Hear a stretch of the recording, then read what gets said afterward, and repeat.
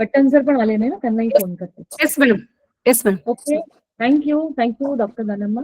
Yes ma'am. मी doctor Jayashree Pattan पुण्याहून सर्वांचं सहर्ष स्वागत करते. आपल्या बसव अध्ययन विचार मंच, बसव मंच हा जो मंच आहे, हा मंच आपण नेहमी विचारांना मुक्ती देणारा, विचारांना चालना देणारा असा कार्यक्रम करण्याचा आमचा छोटासा प्रयत्न आहे.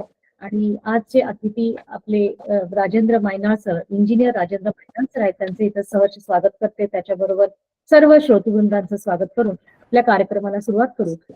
मी जयश्री कोगनूर बहिणींना विनंती करते, त्यांनी सूत्रसंचालनाची जबाबदारी घ्यावी आणि कार्यक्रमाला सुरुवात करू. धन्यवाद. ओम श्री गुरु बसव लिंगाय नमः. शरणो शरणार्थी. मी जयश्री पाटील कोगनूर सर्व रसिक जिज्ञासू श्रोत्यांचे वचन अध्ययन बसव मंच मराठी व्याख्यानमाला पुष्प 35वे मध्ये सहर्ष स्वागत करत आहे. Basava understanding and research centre Pune यांच्याकडून दर महिन्याच्या पहिल्या शनिवारी विविध सामाजिक, धार्मिक, वैचारिक विषयावर व्याख्यान आयोजिले जाते. मी आजच्या कार्यक्रमाची रूपरेषा सांगते. सर्वप्रथम शरणी विद्याताई मगदूम या संत चोखामेळा यांचे अभंग गायन करतील. त्यानंतर शरणी डॉक्टर जयश्री अंगडी पट्टण स्वागत प्रस्तावना करतील व अतिथी व्याख्यात्यांचा परिचय करून देतील. आजचा विषय आहे महातपस्वी श्री कुमारस्वामीजींचे जीवन व कार्य. शरण राजेंद्र मायनाळ हे व्याख्यान देतील. त्यानंतर शरण डॉक्टर शशिकांत पट्टण मार्गदर्शन करतील. श्रोत्यांबरोबर चर्चा होईल. कार्यक्रमाची सांगता शरणी स्वप्ना घोडके यांच्या शरण समर्पणाने होईल. आता मी शरणी विद्याताई मगदूम यांना विनंती करते की त्यांनी अभंग गायन करावे. विद्याताई मगदूम. 2 मिनिट. त्या अगोदर मी क्षमा मांडते की आज विद्याताईंच्या आईंचं म्हणजे 10 दिवस झालं त्या लिंगैक्य झाल्यात, तर त्यांना इथं मनपूर्वक श्रद्धांजली मांडते. आणि ताईंनी आज विद्यार्थ्यांनी हे का घेतलं अभंग, तर त्यांच्या मातोश्रींचं, आईंचं हे अतिशय आवडतं असं वचन होतं आणि त्या नेहमी विद्यार्थ्यांना म्हणायचे, तू हे गा ग माझ्यासाठी. आणि म्हणून त्यांनी ही या विचार मंचावर त्यांच्या आईंशी संवाद म्हणजे त्यांची श्रद्धांजली वाहण्याचा हा जो कार्यक्रम आहे, आपण सर्वजण सहभागी होऊ. आणि अतिशय सुंदर अशा आपल्या गाणकोकीला नेहमी सर्व्हिस देतात, आपल्या खूपच सुंदर असं वचन गातात. तर आज त्यांनी हे त्यांचं आईंचं आवडतं असं अभंग निवडलं आहे आणि त्यामुळे मी त्यांना खूप शुभेच्छा देते आणि मनपूर्वक श्रद्धांजली वाहते. विद्याका सुरू कर. सर्वांना शरणार्थी. अबीर गुलाल उधळीत रंग, अबीर गुलाल उधळीत रंग, नाथा घरी नाचे माझा सखा पांडुरंग. अबीर गुलाल उधळीत रंग, अबीर गुलाल उधळीत रंग, नाथा घरी नाचे माझा सखा पांडुरंग. नाथा घरी नाचे माझा, नाथा घरी नाचे माझा सखा पांडुरंग. उंबरठ्याशी कैसे शिवू आम्ही जातीहीन, उंबरठ्याशी कैसे शिवू आम्ही जातीहीन. रूप तुझे कैसे पाहू त्यात आम्ही दीन, रूप तुझे कैसे पाहू त्यात आम्ही दीन. पायरीशी होऊ दंग गाऊनी अभंग, पायरीशी होऊ दंग गाऊनी अभंग, नाथा घरी नाचे माझा सखा पांडुरंग. वाळवंटी गाऊ आम्ही वाळवंटी नाचू, वाळवंटी गाऊ आम्ही वाळवंटी नाचू.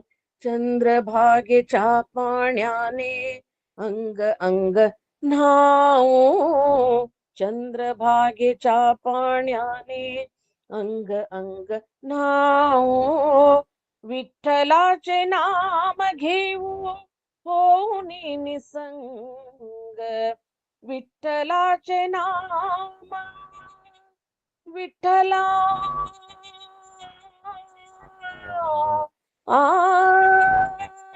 विठ्ठला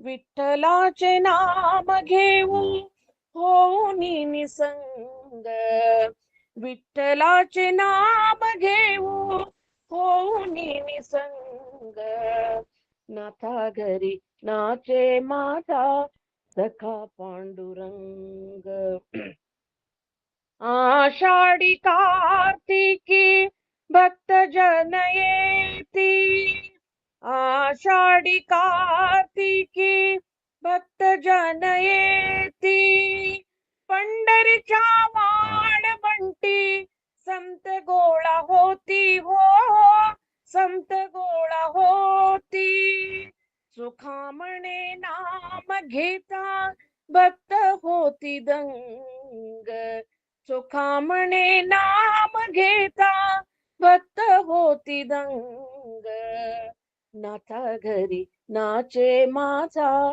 सखा पांडुरंग, अबीर गुलाल उधळीत रंग, अबीर गुलाल उधळीत रंग, नाथा घरी नाचे माझा सखा पांडुरंग, नाथा घरी नाचे माझा सखा पांडुरंग, नाथा घरी नाचे माझा सखा पांडुरंग, सखा पांडुरंग, सखा पांडुरंग.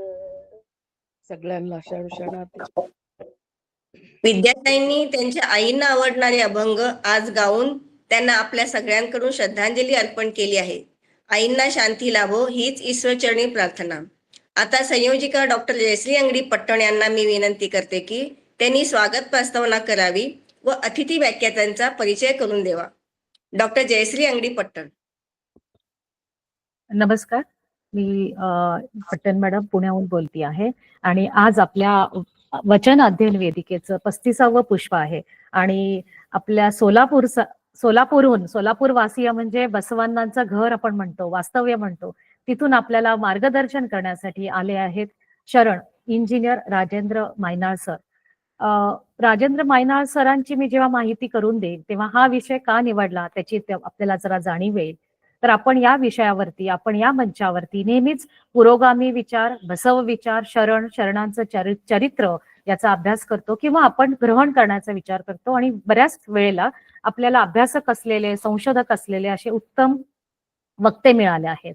तर आज आपलं हे भाग्य म्हणता येईल की महातपस्वी श्री कुमार स्वामीजी बद्दल आपल्याला मार्गदर्शन, आपल्याबद्दल मनोगत व्यक्त करण्यासाठी आले आहेत आपले मायनाळ सर.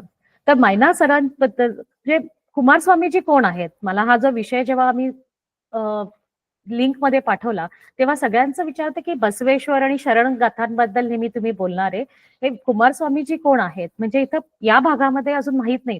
धारवाडमध्ये तपोवन ही भूमी पुण्यभूमी आहे. तिथं गेले की एक ऊर्जा मिळते. म्हणजे हे मी माझ्या स्व अनुभवातून सांगते आहेत.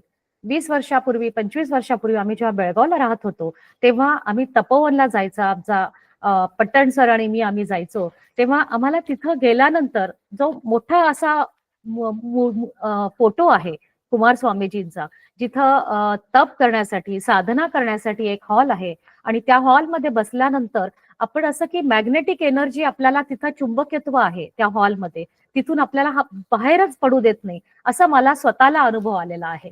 म्हणजे त्याच्याबद्दल आता मायनाळ सर आपल्याला सांगणार आहेत. आणि कुमारस्वामी काय होते, म्हणजे त्यांचं जे आहे त्यांचं अतिशय उत्तम ते असे लेखक होते, अतिशय उत्तम अशी त्यांची वाणी होती, वक्तृत्वावरती त्यांचा जोर होता. त्यांची भड पक्कम होती. नंतर इंग्लिशमध्ये त्यांनी किती पुस्तकं लिहिलेली आहेत. म्हणजे जेव्हा मायना सरांबद्दल मी विचार केला, त्यांच्याशी जेव्हा आमचं बोलणं झालं, तेव्हा लक्षात आलं की इंग्लिशमध्ये आणि कन्नडमध्ये विपुल लेखन केलेले असे उत्तम लेखक, आध्यात्मिक चिंतक आणि सामाजिक म्हणजे मानवीय कल्याणासाठी, मानव कल्याणासाठी झटणारे असे तपस्वी, महातपस्वी म्हटलेलं आहे. तपस्वी म्हणजे जे तप करतात ते माहितीये, पण तप म्हणजे काय, कशासाठी असतं ते, तर त्याचं शास्त्रीय ज्ञान आपल्याला मायना सर मांडतीलच. तर मायना सरांनी हा विषय का निवडला असं नेहमी असं आम्हाला वाटतं. तर आता त्यांची जेव्हा मी अल्पपरिचय करून देईन, तेव्हा सोलापूरमध्ये मी तिथं परत आम्ही दोघांच्या वतीने सरांचं मी इथं आभार मानते की शरण दाम्पत्य म्हणून त्यांनी आम्हाला निवडलं आणि आम्हाला आमचा सन्मान केला आणि त्या योगाने आमची मायना सरांची ओळख झाली. तेव्हा सोलापूरमध्ये गेल्यानंतर आम्हाला कळलं की त्यांच्या जो ग्रुप आहे तो ग्रुपमध्ये सर्वात कमी वयोगट म्हटलं तर 70 वय आहे. म्हणजे ही खूप इन्स्पिरेशनल स्टोरी म्हणता येईल की 20-25 जणांचा ग्रुप आहे, पण त्या ग्रुपमध्ये सर्वजण बोलण्यासाठी, लिहिण्यासाठी, वचन गाण्यासाठी पुढे आलेत आणि मला खूप आनंद झाला. म्हणजे त्यांच्याकडूनही मला शिकण्यासारखं होतं की मी जर 50शीत आले असं वाटत होतं मला की आपण आता आयुष्य संपलं नाही, तर आता बसव विचाराने, कुमारस्वामींच्या विचाराने आपण अजून पुढे गेलं पाहिजे. समाजहित काय आहे, कल्याणकार हा शब्द कुठे असतो, तर हे सगळे आपण आता ग्रहण केले पाहिजे. आणि आतापर्यंतची आपली भूमिका वेगळी होती, आता पुढील भूमिका कदाचित आपल्या सर्वांचीच वेगळी असेल. आपल्यावरती बसवांनांनी खूप ओझं दिलंय, तर ह्या ओझाचा आपण एक एक सर्वांनी सामावून आपण त्याच्यात भाग घेऊया.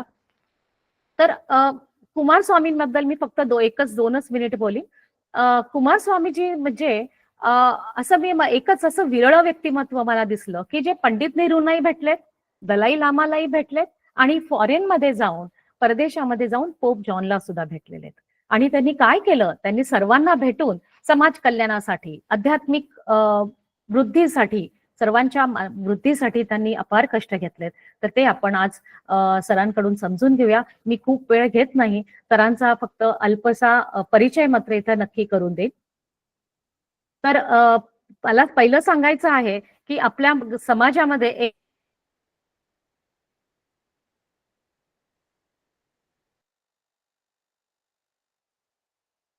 जयश्री मॅडम, तुमचा आवाज म्यूट झालाय. आता येते. हो येते. परिचय करून द्या परत एक. हो हो हो. सरांचं पूर्ण नाव राजेंद्र बाबूराव मायनाळ सर. त्यांचं जन्मगाव वळसंग, तालुका दक्षिण सोलापूर, जिल्हा सोलापूर आणि 1952 मध्ये सर बॉर्न झालेले आहेत. त्यांचं शिक्षण बी सिव्हिल वालचंद, अतिशय फेमस कॉलेज जे आहे तिथे Walchand college of engineering Sangli, इथे 1977 मध्ये त्यांनी सरांनी बी घेतलेली डिग्री आहे. नंतर त्यांचे व्यवसायाने ते इंजिनियर आहेत. पाटबंधारे खाते, महाराष्ट्र शासन येथील 33 वर्षांपेक्षा जास्त सेवा करून उपविभागीय अभियंता वर्ग 1 म्हणजे आपण एक्झिक्युटिव्ह ऑफिसर ज्यांना म्हणतो, त्यांनी म्हणून ते निवृत्त झालेत. निवृत्तीनंतर सिंहगड इन्स्टिट्यूट सोलापूर या ठिकाणी स्टेट मॅनेजर म्हणून 4 वर्ष सेवा दिली आहे.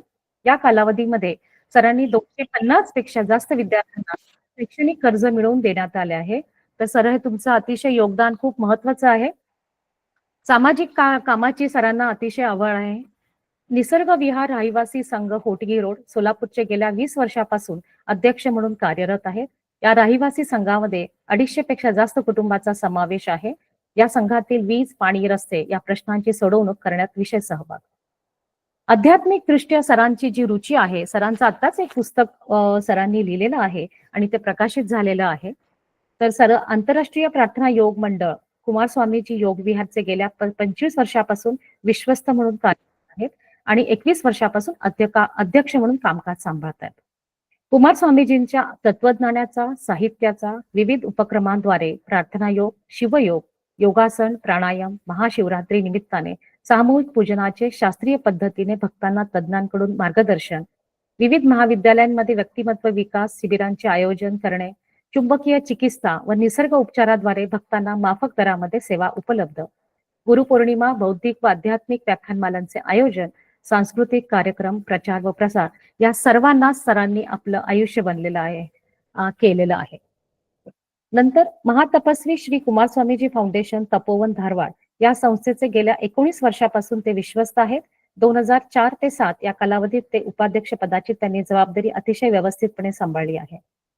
बसव सेंटरद्वारे महात्मा बसवेश्वर व बसवकालीन शरण व शरणी यांच्या वचन साहित्याचा प्रचार प्रसार व उल्लेखनीय कार्य केलेल्या गुणजनांचा मानद पदवी देऊन सन्मानित करणे इत्यादी कार्यक्रम गेल्या 25 वर्षापासून राबवण्यामध्ये त्यांचा पुढाकार घेतला आहे आणि त्याचा मी अनुभव घेतलेला आहे. सर, खूप खूप धन्यवाद. 2002 ते 2005 कालावधीमध्ये संशोधन व प्रसिद्धी प्रमुख, 2006 ते 15 मध्ये कार्याध्यक्ष व 16 पासून अध्यक्ष आहेत. असे विविध ठिकाणी सरांनी आपलं आध्यात्मिक आणि सामाजिक कार्य केलेले आहे वेगवेगळ्या स्तरावरती. सांस्कृतिक स्तरावरती 2001 आणि 2007 मध्ये सुद्धा कल्याण नाडी शरण संमेलनाचे कार्याध्यक्ष म्हणून कामकाज पाहिलेलं आहे त्यांनी.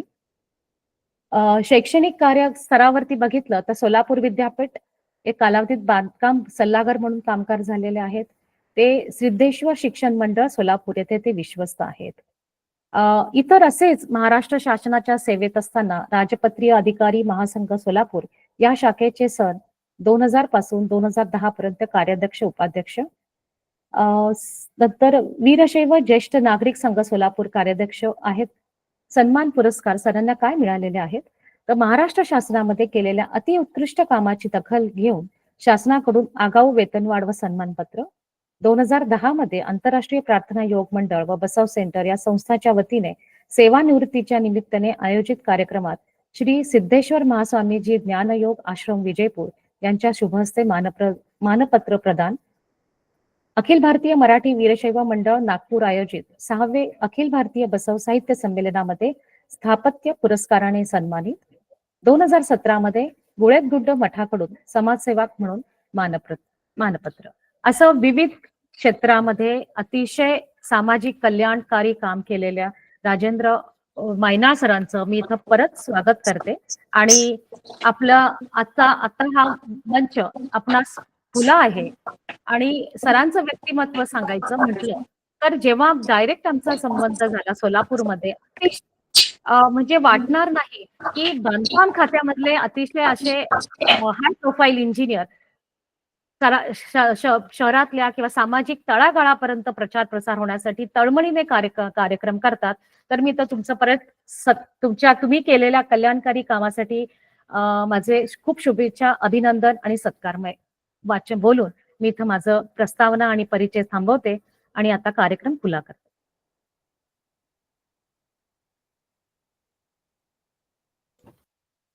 जयश्रीताई म्यूट झाल्यात.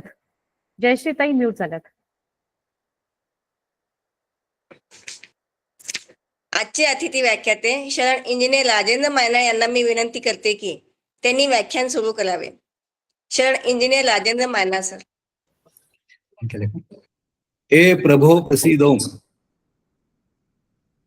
वचन अध्ययन आणि बसवपंच मराठी व्याख्यानमालेचं 35व्या पुष्पगुच्छ गुंतताना शरणी जयश्री अंगडी मॅडम, अंगडी पट्टण मॅडम आणि शरण डॉक्टर शशिकांत पट्टण सर यांनी मला आमंत्रित केलं आणि सांगितलं. आवाज येतो का? आवाज येतो बोल. तर त्यांनी मला आग्रह केला की 35वं पुष्प आहे, त्या 35व्या पुष्प गुंतताना आपण विषय असा घ्यावा की महातपस्वी कुमारस्वामींचं जीवन व कार्य याविषयी आपण बोलावं. बऱ्याच लोकांना माहिती नाहीये त्यांचं कार्य काय आहे. मग याकरता मला आनंद झाला की आपण ज्या ठिकाणी काम सोलापूरमध्ये काम करतोय गेल्या 29 वर्षापासून आंतरराष्ट्रीय प्रार्थना योग मंडळ या संस्थेच्या माध्यमातून मी या ठिकाणी क्रियाशील कार्यकर्ता म्हणून सुरुवात केली 1995 मध्ये आणि गेल्या 22 वर्षापासून मी या ठिकाणी अध्यक्ष म्हणून धुरा वाहतो आहे. महातपस्वी कुमारस्वामींचं आता संतांचं, विभूतींचं, तपस्वी महापुरुषांचं आपण जे जीवन कार्य सांगायचं 25 मिनिटांमध्ये म्हटले मोठं कठीण काम आहे. पण आपण काय विना तोंड ओळख का विना आपण थोडी हायलाइट्स आपण जे म्हणतो थोड्या बातम्याचा सांगायचा प्रयत्न करतो. आपण त्याच्याबद्दल सांगूया. तर परमपूज्य महातपस्वी कुमार स्वामीजी हे तपोवन धारवाडचे संस्थापक, प्रार्थना योगाचे प्रणेते, शिवदाचे पुरस्कर्ते, बसव विचाराचे समर्थक, अध्यात्म कवी, वाक्सिद्धी प्रभावी वक्ते, संस्कृतीचे पथदर्शन, तत्ववेत्ते, तत्वचिंतक, विश्वशांती, विश्वप्रेम, विश्वबंधुत्वाचे उपासक, देवी अवतारी पुरुष होत. अशा या महापुरुषांचा, या तपस्वींचा जन्म कर्नाटक राज्यातील बेळगाव जिल्ह्यामध्ये बेलूंगू तालुक्यातील उंशीकट्टी अशा छोट्याशा गावात त्यांचा जन्म झाला. तो दिवस होता 2 ऑगस्ट 1909 नारळी पौर्णिमा. त्यांचा जन्म एक साध्या भोळ्या धार्मिक वृत्तीच्या दाम्पत्याच्या पोटी झाला. लक्ष्मण येलगार आणि चिन्नम्मा येलगार यांच्या पोटी जन्म झाल्यानंतर, त्यांचा जन्म झाल्यानंतर मातोश्रीचं निधन झालं. नंतर श्रींचं आपण श्री म्हणूया, प्रत्येक वेळेस मातोश्री कुमारश्री म्हणण्यापेक्षा सोयी आपण श्री म्हणूया. श्रींचं संगोपन त्या ग्रामप्रमुखाची पत्नी निलम्मा यांनी आणि आईची आई राधम्मा यांनी केलं. पुढे काही दिवसामध्ये त्यांचं पितृछत्री हरपलं व स्वामीजी सवयपणे फार अंतर्मुख झाले. स्वामीजींचं जीवन या ठिकाणी संगोपन या ग्राम प्रमुखाची पत्नीने करत असताना शिकलेल्या सोयी थोड्याशा उशिरा त्यांना प्राप्त झाल्या. पण स्वामीजी जेव्हा लहानपणापासून, जेव्हा 7-8 वर्षाचे असताना ते ईश्वर भक्त होते. त्यांना योग साधनेमध्ये त्यांना रुची होती. मौन, ध्यान धारणा इत्यादी याच्यामध्ये ते रस घेत. मग त्यावेळेस त्यांची जी काही तेजस्वी मुद्रा, आंतरिक शक्ती, मधुर वाणी हे पाहून लोक त्यांना बाल बृहस्पती म्हणायचे. पुढे त्यांची जी काही कार्यपद्धती होती, मधुर प्रभावी वक्तव्य आणि लोकांना सांगण्याची योग्यता प्राप्त झाल्यामुळे त्यांना बालयोगी सो म्हणत असतात. त्याचं कारण असं आहे की लोक हे बालयोगी म्हणत असताना त्यांना संख्याशास्त्रात गती होती. या संख्याशास्त्राची गती असल्यामुळे काही लोक त्यांची परीक्षा घेण्याकरता गणितातले अवघड प्रश्न त्यांना विचारायचे, अवघड आकडेमोड सांगायची. कोट्यवधीची आकडेमोड सांगत असताना स्वामीजी श्री त्या अगदी क्षणात त्याचं ते उत्तर द्यायचे, ते सोडून करायची. पण सोडून केलेले उत्तर तपासण्याकरता त्यांना बऱ्याच त्या लोकांना कालावधी लागायचा. ती गती पाहून लोक आश्चर्यचकित व्हायचे. पण या गोष्टी लहान वयावर त्यांना शक्य कशा झाल्या याच्या पाठीमागचं कारण असं आहे, मला सांगायला काय हरकत नाहीये. तर आपले स्वामीजी हे ज्ञानयोग आश्रमाचे पूर्वजन्मी साधक होते. आता ज्ञानगंज आश्रम कुठे आहे असं म्हटल्यानंतर आपल्या हिमालयाच्या रांगेमध्ये सुमेरू पर्वत जो आहे तो अत्यंत हिमालयाच्या आतल्या बाजूला वसलेला आहे. आणि या ज्ञानगंज आश्रमामध्ये स्वामीजी साधक होते. पूर्वाश्रमी त्यांचं नाव होतं क्षेमानंद आणि निमानंद परमहंसाचे ते शिष्य होते. आता हा भाग असा आहे की सांगत असताना हे त्या ठिकाणी 2 शाखा आहेत, एक सूर्यविज्ञान आणि एक योगशास्त्र. आपले स्वामीजी योगशास्त्राचे साधक होते. स्वामीजींनी योगशास्त्रामध्ये एवढी प्रगती केली, एवढ्या पद्धतीने उच्च पातळीवरती त्यांनी सेवा केल्यामुळं त्या निमानंद परमहंसांना त्याचं कौतुक केलं, प्रशंसा केली. त्या प्रशंसा केल्यामुळं स्वामीजींना अहंकार चढला. त्या अहंकारामुळे त्यांच्या वारंवार त्यांच्या तपस्येमध्ये अडथळे येऊ लागले. त्यामुळे त्यांची साधना ती पूर्ण होऊ शकली नाही.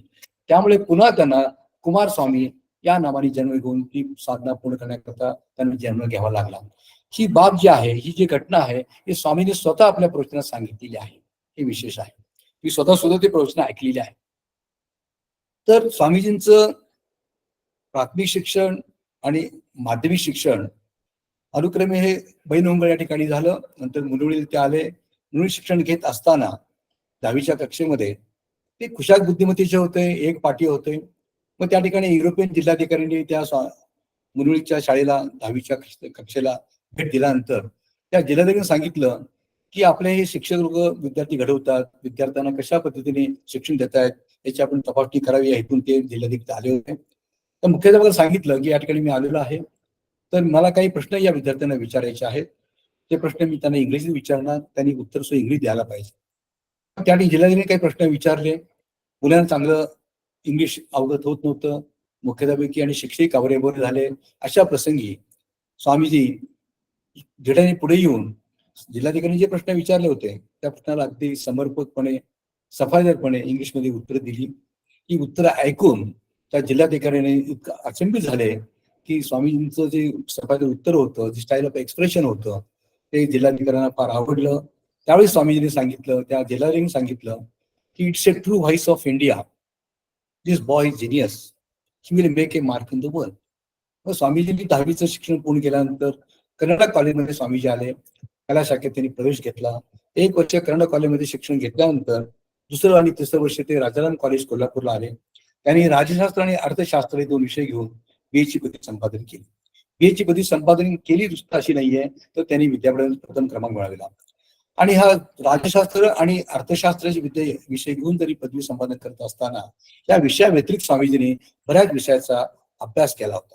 त्यात समाजशास्त्र असेल, शिक्षणशास्त्र असेल, मानसशास्त्र असेल, खगोलशास्त्र असेल, अणुशास्त्र असेल, योगशास्त्र असेल, तंत्रशास्त्र असेल, वैद्यकीय शास्त्र असेल, अनॉटॉमी ऑफ ह्युमन बिईंग, ते हा विषय स्वामीजींना फार आवडायचा.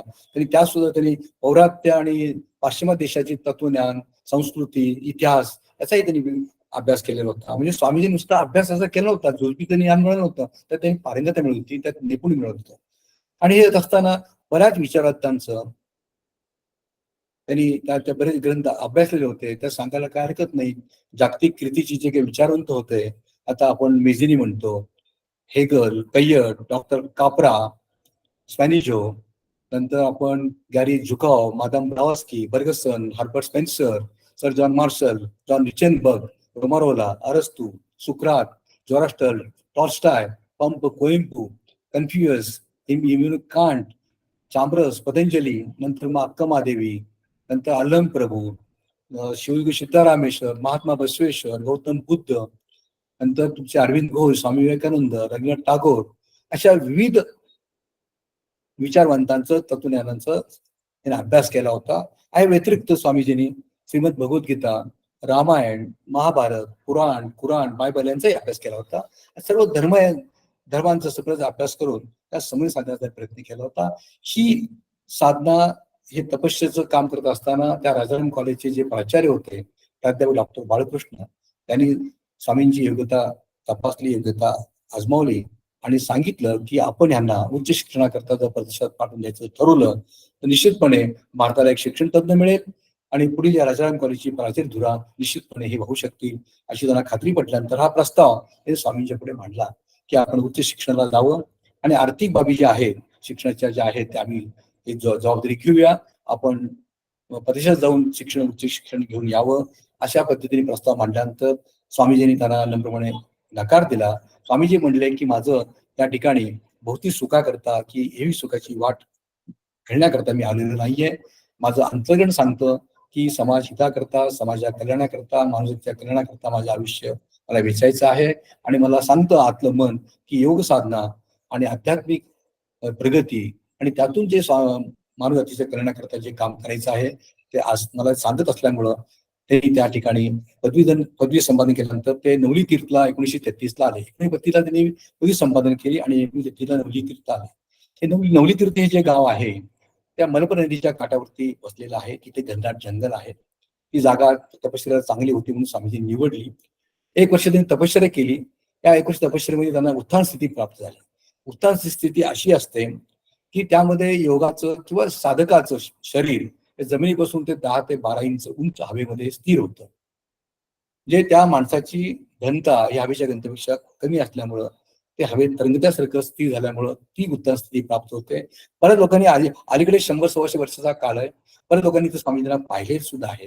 असं कुठलं काही त्या ठिकाणी म्हणजे त्याला काही म्हणजे खोटं सांगायचं काय कारण नाहीये. बऱ्याच लोकांनी आम्हाला सांगितलं सुद्धा स्वामींची अशा पद्धती स्थिर आपल्याला आपण बघितले. जर मी बऱ्याच लोकांना विचारताना बरेच लोक मला धारवाडला भेटायचे, त्यांनी एक गोष्ट सांगितलेली आहे. पण पुढे काय झालं, त्या मलपूर नदीच्या काठावरती असलेल्या खड्ड्यामध्ये पाणी साचून दबक्याच्या माध्यमातून तिथले गावकरी लोक वाघ भिजवायचे आणि वाघ भिजवून ते दोरखंड तयार करण्याच्या पाठीमागे लागायचे. पुढे पुढे मग ते दुर्गंधीचा वास स्वामीजींना सहन न झाल्यामुळे स्वामीजींना त्या ठिकाणी नवली तीर्थून त्या नवकल्याण मठामध्ये धारवाडला यावं लागलं. नवकल्याण मठ जे आहे प्रसिद्ध प्रभू देवलेने स्थापन केलेलं आहे. स्वामीजींनी ते पुनर्जीवन केलं आणि नवकल्याण मठाच्या माध्यमातून त्या ठिकाणी त्या काळामध्ये अंधश्रद्धेमध्ये लोक गुंतलेले होते. अनुचित रूढी परंपरेमध्ये लोक त्या ठिकाणी अखंड उडाल्या असल्या कारणाने ते उच्च निश्चितता म्हणा, जातीय भेद म्हणा, त्यामध्ये लोक अत्यंत म्हणजे त्या ठिकाणी दिशाहीन झाल्यामुळं मग स्वामीजींना महात्मा बसवेश्वर, बसवकालीन शरणी यांचे वचन साहित्य दाखला देऊन त्यांना डोळस करण्याचा विशेष त्यांनी स्वामीजींनी प्रयत्न केले. पुढे म्हणले आता आपण प्रयत्न करतोय आहोत, समाजामध्ये मार्ग दाखवतो आहोत हे बसव विचारांच्या माध्यमातून वगैरे. पण पुढील पिढी जेव्हा येईल, पुढील पिढी करता आपल्याला काय करायला पाहिजे, आपण असो नसो म्हणून स्वामीजींनी काय केलं की ग्रंथाच्या माध्यमातून आपल्या पुढे येणाऱ्या पिढीला आपण मार्गदर्शन करण्याकरता ग्रंथ निर्मिती करायला पाहिजे. त्यामुळे स्वामीजींनी काय केलं, ग्रंथ निर्मितीचं कार्य हाती घेतलं. स्वामीजींनी 30 ग्रंथ लिहिले. त्या 30 ग्रंथापैकी 18 ग्रंथ इंग्लिशमध्ये आहेत आणि 11 ग्रंथ कन्नडमध्ये आहेत आणि 1 ग्रंथ हिंदीमध्ये आहे. त्या 18 ग्रंथ असे आहेत: unto the first divine law, messages, विश्व philosophy and mysticism, mirror of Prishism, properties of Prishism, Virsho Orton Song, for spiritualists, ever expectant, Buddha and Basava, education and socialism, peace and democracy, anatomy of man and God, religion of humanity, technique of opening the third eye, dimension of yoga, parliament of religion, and international esoteric and yoga center. हे 18 इंग्रजी ग्रंथ आहेत. आणि कन्नड जे ग्रंथ आहेत, अन्वेषण, नंतर त्या ठिकाणी कालप्रवाह, दर्शन, शिवदृश्य, पलाटा, मोहखंड, मीनखंड, प्रसादवाणी, प्रार्थनायोग, कदली वचनगुरु, संदेशगुरु असे 11 कन्नड ग्रंथ आहेत. आणि विर्षव धर्म हा हिंदी ग्रंथ आहे. त्या ग्रंथाला परदेशामध्ये तसंच भारतीय लोकांनी त्याची वाहवा केलेली आहे, प्रशंसा केलेली आहे. काउंटलेस लोक आहेत, विचारवंत आहेत, राजकारणी आहेत, वैज्ञानिक आहेत, लेखक आहेत, साहित्यिक आहेत. त्यांची थोडी आपण त्या भारतीय लोकांची थोडीशी जुजबी आपण काही लोकांची नावं घेऊया. त्यांनी आपल्या स्वामींच्या ग्रंथाची प्रशंसा केली आहे. त्यामध्ये doctor Sarvepalli Radhakrishnan, doctor Shankardas Sharma, doctor B D Jatti, S Nijalingappa, K Shah तामिळनाडूचे गव्हर्नर होते, केंद्रीय मंत्री होते, तिरुपती योग सेंटरचे अध्यक्ष होते. नंतर गोविंद नारायण कन्नड राज्याचे राज्यपाल होते. Justice D M Chandrashekhar, justice J N Sambhahit, justice V S Malimath, त्यानंतर शिवरात्री देशी केंद्र सुत्तूर मठाधीश मैसूर, नंतर श्री सिद्धेश्वर महास्वामीजी ज्ञानोग आश्रम विजयपूर, योगीराज चंद्रलेखा अजमेर, पंडित रविशंकर, नंतर तुमचे जगद्गुरु गंगाधर पंत राजविजेंद्र महास्वामीजी हुबळी, नंतर Shivan Mahaswamiji Rishikesh, doctor P T Raju Waltair, B L Atre Varanasi, M N Sarkar Calcutta, P M Modi Bhavnagar, M C Modi ते नेतृत्वज्ञ होते, जागतिक रीतीचे होते. त्यांचं ग्रीस बुकामध्ये रेकॉर्ड झालेलं आहे. ते M C Modi Bangalore, K C Varadarajan, C S Metukoti, doctor V S Vyas सगळे तिरुपतीचे. त्यानंतर रेव्हरंड तुमचे डब्ल्यू पर्शटन, अशा बऱ्याच विविध लोकांनी प्रशंसा केलेली आहे. तुम्हाला नावं थोडेसे सांगितलं. काउंटलेस लोक आहेत. त्यानंतर मग प्रदेशातले जे वाहवा मिळालेले ज्यांचे चाहते होते त्यामध्ये एम के स्पेन्सर कराची पाकिस्तान, नंतर त्या ठिकाणी डब्ल्यू पेकॉक जे होते कोलंबोचे म्हणजे श्रीलंका, जॉर्ज केसी जैन पेकिंगचे म्हणजे चीनचे, मिस्टर बँको इवोतोविच युगोस्लाव्हिया, नंतर जेम हॉन्डिस ॲम्स्टरडॅम नेदरलँडचे, नंतर एफ एस रेडर जर्मनीचे, ओस्वाल्ड पीटर स्वित्झर्लंडचे, नंतर जेम हॉन्डिस हे हॉलंडचे, त्यानंतर चोखाड अकमेल Perrier Françoise, madam Margaret G Mahesh मजबुरी, नंतर क्लॉड चोकॉक्स, फिलिप्स जे सायंटिस्ट होते, Roslyn, Richard John Mathis, Ron Bratton, Douglas Baker, पेरिस कोर्स, जॉन बाथूस, Win Rendell, Peter Rendell, Jem Hoss, Willcox, असे योगानंद महास्वामीजी, नाथ ब्रह्मानंद महास्वामीजी, लॉर्ड एंजल्सचे असे विविध विचारवंतांनी स्वामीजींनी, मठाधीशांनी, साहित्यिकांनी, राजकीय धुरीणांनी त्यांची वाहवा केलेली आहे. आणि बरेच धर्मपत्रिकेमध्ये, साप्ताहिकामध्ये, मध्ये त्यांचं त्या ठिकाणी मोठ्या प्रमाणात लेख आलेले आहेत. लोकांपर्यंत पोहोचण्याचा प्रयत्न केलेला आहे. त्यामध्ये सांगायला हरकत नाहीये. त्यानंतर हिंदू वेदांत केसरी, नंतर तुम्हाला या ठिकाणी इंडियन पीएन, नंतर भारत ज्योती, नंतर भवन्स जर्नल्स, लोकमत नागपूरचं ते हितवाद, जैन अँटिक्वरी म्हणजे बिहारचं, नंतर हिंदुस्तान टाइम्स, त्यानंतर आपल्या दिल्लीचं, त्यानंतर अष्टॉरिक मॅगझिन हे तुमच्या या ठिकाणचं बेंगलोरचं, आणि त्यानंतर तुम्हाला सांगायला म्हणजे दुसरं जे आहे प्रबुद्ध भारत कलकत्त्याचं. अशा विविध नियतकालिकातून स्वामींच्या ग्रंथाला वाहवा दिलेली आहे, प्रसिद्धी दिलेली आहे. त्यामुळं स्वामींचे बरेच या ठिकाणी भक्तगण चाहते निर्माण झाले. म्हणजे त्या ठिकाणी बऱ्याच लोकांनी वाहवा केल्यामुळं धारवाडला लोकांचं येणं झालं. स्वामींच्या ग्रंथामुळं परदेश लोक आकृष्ट झाले. तुम्हाला काय सांगायला हरकत नाही. हॉलंडचे जेम हॉन्डिस म्हणजे एक साहित्यिक होते. त्या सरकारने सांगितलं की आपली भारतीय संस्कृती ही उच्च आहे, भारतीय संस्कृतीचा आत्मसात करण्याकरता त्या हॉलंडच्या सरकारने जेम हॉन्डिसना भारतात पाठवून दिलं. भारताने सांगितलं होतं की तुमच्याकडची काही लोक आपण हे वैचारिक साहित्याची देवाणघेवाण प्रत्येक राष्ट्रामध्ये होतच असते, आपल्याला माहितीच असेल. त्यामुळे जेम हॉलिस्टनी भारतामध्ये येण्याकरता हॉलिस्ट सरकारने त्यांना शिफारस दिली, भारत सरकारने निमंत्रित केलं. ते भारतामध्ये आले, मद्रासला गेले, मुंबईला गेले, दिल्ली विद्यापीठाला सगळ्या विद्यापीठांना त्यांनी भेटी दिल्या, कुलगुरूंना भेटले, HOD डिपार्टमेंटच्या लोकांना भेटले, प्राध्यापकांना भेटले. पण त्यांना असं भारतीय संस्कृती, भारतीय तत्वज्ञान, भारतीय साहित्यामध्ये असे काही विषय त्यांना काही आढळले नाही. पण जेव्हा ते बनारस हिंदू विद्यापीठाला गेले, जे मदन मोहन मालवीयने स्थापित केलेले आपल्या सर्वांना माहित असेल, त्या ठिकाणी गेल्यानंतर त्यांच्या त्या ग्रंथालयामध्ये त्यांना एक पुस्तक, एक ग्रंथ वाचायला मिळाला, विश्व फिलॉसॉफी हिस्ट्रीचा. आणि खाली बघितलं कुमारस्वामी धारवाड. तर तिथून ते धारवाडला आले, स्वामीजींना भेटले, स्वामींशी त्यांनी चर्चा केली. स्वामींच्या त्या बोलण्यामधून त्यांना त्या विद्वत्तेमधून ते इतके आकर्षित झाले. स्वामीजींनी सांगितलेला तो विश्व धर्माबद्दल त्यांनी त्यामध्ये माहिती घेतली, त्यांनी इष्टिंग दीक्षा घेतली. स्वामींनी सांगितलेले जे काही इष्टिंग दीक्षा पाठीमागचे जे काही महत्व आहे ते आत्मसात केलं. आणि त्या ठिकाणी त्यांनी आपल्या प्रतिष्ठेत गेल्यानंतर स्वामींच्या विषयी त्यांनी 5 पुस्तकांमध्ये प्रत्येक प्रस्तावामध्ये स्वामींच्या बद्दल अतिरिक्त त्यांनी मतं मांडली. माझे सद्गुरू कुमार स्वामीजी, नंतर भक्त भंडारी, महात्मा बसवेश्वर, कायक तत्व आणि ख्रिश्चन धर्म आणि माझे भारतीय यात्रा, अशी विविध त्यांनी डच भाषेमध्ये ग्रंथ लिहिल्यानंतर त्या ग्रंथामध्ये प्रत्येक प्रास्ताविकामध्ये आणि प्रत्येक नवीन पुस्तकामध्ये स्वामींचा आग्रह त्यांनी त्यात उल्लेख केलेला आहे. शेवटी त्यांनी म्हणतायत की Swami has made me in his way another man. अशा पद्धतीने स्वामींच्या बद्दल त्यांनी आपला आदर व्यक्त केलेला आहे. हा तुम्हाला स्वामींच्या ग्रंथाविषयी एक भाग सांगितला. HM हॉलिस्टनी जे सांगितलं ते त्या तुम्हाला या ठिकाणी मला स्वामींची मती करण्याकरता हा भाग सांगितला. मग स्वामीजींनी त्या ठिकाणी ग्रंथ निर्मिती करत असताना स्वामीजींना बरेच लोक त्या ठिकाणी भेटायला यायचे. स्वामींच्या भाषणामुळं, व्याख्यानामुळं, तुमच्या त्या कीर्तनामुळे म्हणा, लोक आकृष्ट व्हायचे. पण आपल्याकडे अशी पद्धत आहे की कुठलेही स्वामीजी भेटले, संत भेटले, महंत भेटले तर त्या ठिकाणी जाऊन आपल्या समस्या सांगायच्या, संकट सांगायचे, आठवणी सांगायचं आणि त्याचा आशीर्वाद आपण मागायचा. पण त्यामध्ये बरेच लोक महाराष्ट्रातून, कानाकोपऱ्यातून, आंध्रातून बरेच लोक तिथे यायचे, स्वामीजींना भेटायचे आणि स्वामीजींना आपल्या समस्या सांगायचे. पण स्वामीजींना वाटायचं की संसारी माणसाला इतक्या समस्या आहेत, इतक्या अडचणी आहेत, तर आपण त्यांना एक साधी सोपी अशी साधना दिली तर त्यांचं जीवन चांगल्या पद्धतीने व्यतीत होऊ शकतील, अशी ती तळमळ होती. तर स्वामीजींना सगळे योग येत होते. त्यात मंत्रयोग असेल, लययोग असेल, राजयोग असेल, हठयोग असेल, कुंडलिनी योग असेल, नंदिका योग असेल, शिवयोग असेल. पण हे सगळे जे योग आहेत ते सर्वसामान्यांना करणं शक्य नव्हतं. त्यामुळे स्वामीजी सतत म्हणायचे की ह्यांना कुठली एक साधी सोपी साधना द्यावी. 1957 मध्ये हे नवकल्याण मठामध्ये स्वामीजी असताना त्या धारणामध्ये सप्ताहपूर्ण एक आश्रम आहे, त्यामध्ये एकांतात ते स्वामीजी आपल्याला ध्यान धारण्याकरता जायचे. मग त्यावेळी 1957 मध्ये स्वामीजींना ध्यानच असताना ए प्रभू प्रसिद्धो हा मंत्र त्यांना स्फुरला, दुगोच झाला.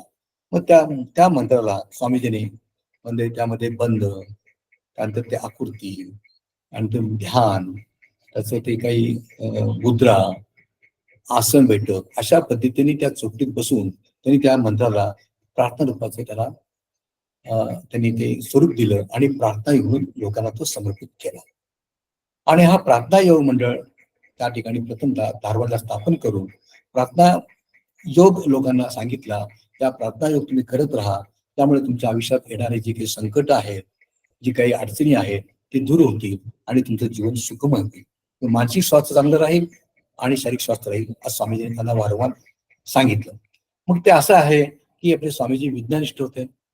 कुठलीही गोष्ट सांगत असताना त्याला विज्ञानाचा आधार होता. आता हा ए प्रभू प्रसिद्धो हा जो बीज मंत्र आहे प्रार्थना योगाचा, हे सप्ताश्री मंत्र आहे. स्वामीजींनी सांगितलं की आपल्या शरीरामध्ये सप्ताक्षरीमध्ये 7 चक्र आहेत.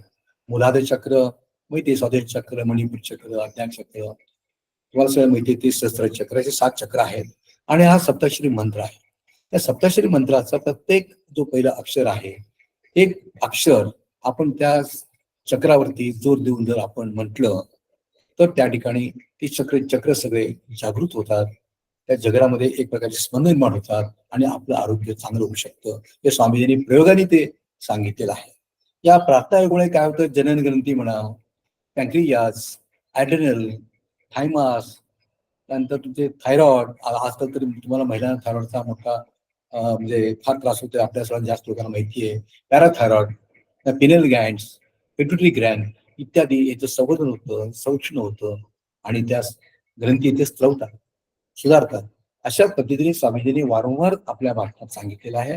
त्यामुळे पुढे मग स्वामीजींनी सांगितलं, पहिल्यांदा प्रार्थना मंडळ स्थापना तपनमध्ये केली आणि 1977 मध्ये त्यांनी काय केलं की प्रार्थना योग मंडळ जिथे स्थापन झालेली आहे त्या पदाधिकाऱ्यांच्या करता म्हणून धारवाडला 1977ला 3 दिवसीय आंतरराष्ट्रीय प्रार्थना मंडळ संमेलन बसलं. त्या आंतरराष्ट्रीय प्रार्थना मंडळ संमेलन भरवलं 24, 25, 26 डिसेंबर 1977. त्यामध्ये 60 लोक परदेशी लोकांनी त्यात सहभाग नोंदवला. त्यात Belgium, Switzerland, Italy, Rome, France यातून 60 लोकांनी त्या ठिकाणी डेलिगेट्स आले होते. भारताच्या कानाकोपऱ्यातून 800 लोक प्रतिनिधी आले होते आणि 15,000 पेक्षा जास्त भक्तगण होता. हे 3 दिवसाचा कार्यक्रम के शहा मध्ये तुम्हाला सांगितलं याच्यापूर्वी के शहा जे आपल्या स्वामींच्या ग्रंथाचे म्हणजे प्रशंसक होते ते त्या संस्थे त्या संमेलनाचे ते अध्यक्ष होते. 3 दिवसीय या शिबिरामध्ये सकाळचं सत्र असायचं इंग्रजी आणि फ्रेंच भाषेमध्ये, दुपार सत्र असायचं हिंदी, मराठी आणि कन्नड. तर प्रत्येकाने त्या विचार व्यक्त केले. त्या ठिकाणी सिद्धेश्वर महास्वामींची उपस्थिती होती. सिद्धेश्वर महास्वामींचे जे गुरु होते मल्लिकार्जुन महास्वामीजी तेही त्यावेळी आलेले होते आणि त्यांनी प्रत्येकाने आपापले विचार त्यांनी मांडलेले आहेत. तर त्या के शहाने सांगितलं की प्रार्थना योग हा आपला जीवनातला हा खरा वाटाडा आहे. जसं आपल्या शरीराला जसं ऑक्सिजन लागतं तसं मनाला सुद्धा ऑक्सिजनची गरज असते. ती ऑक्सिजन म्हणजे प्रार्थना.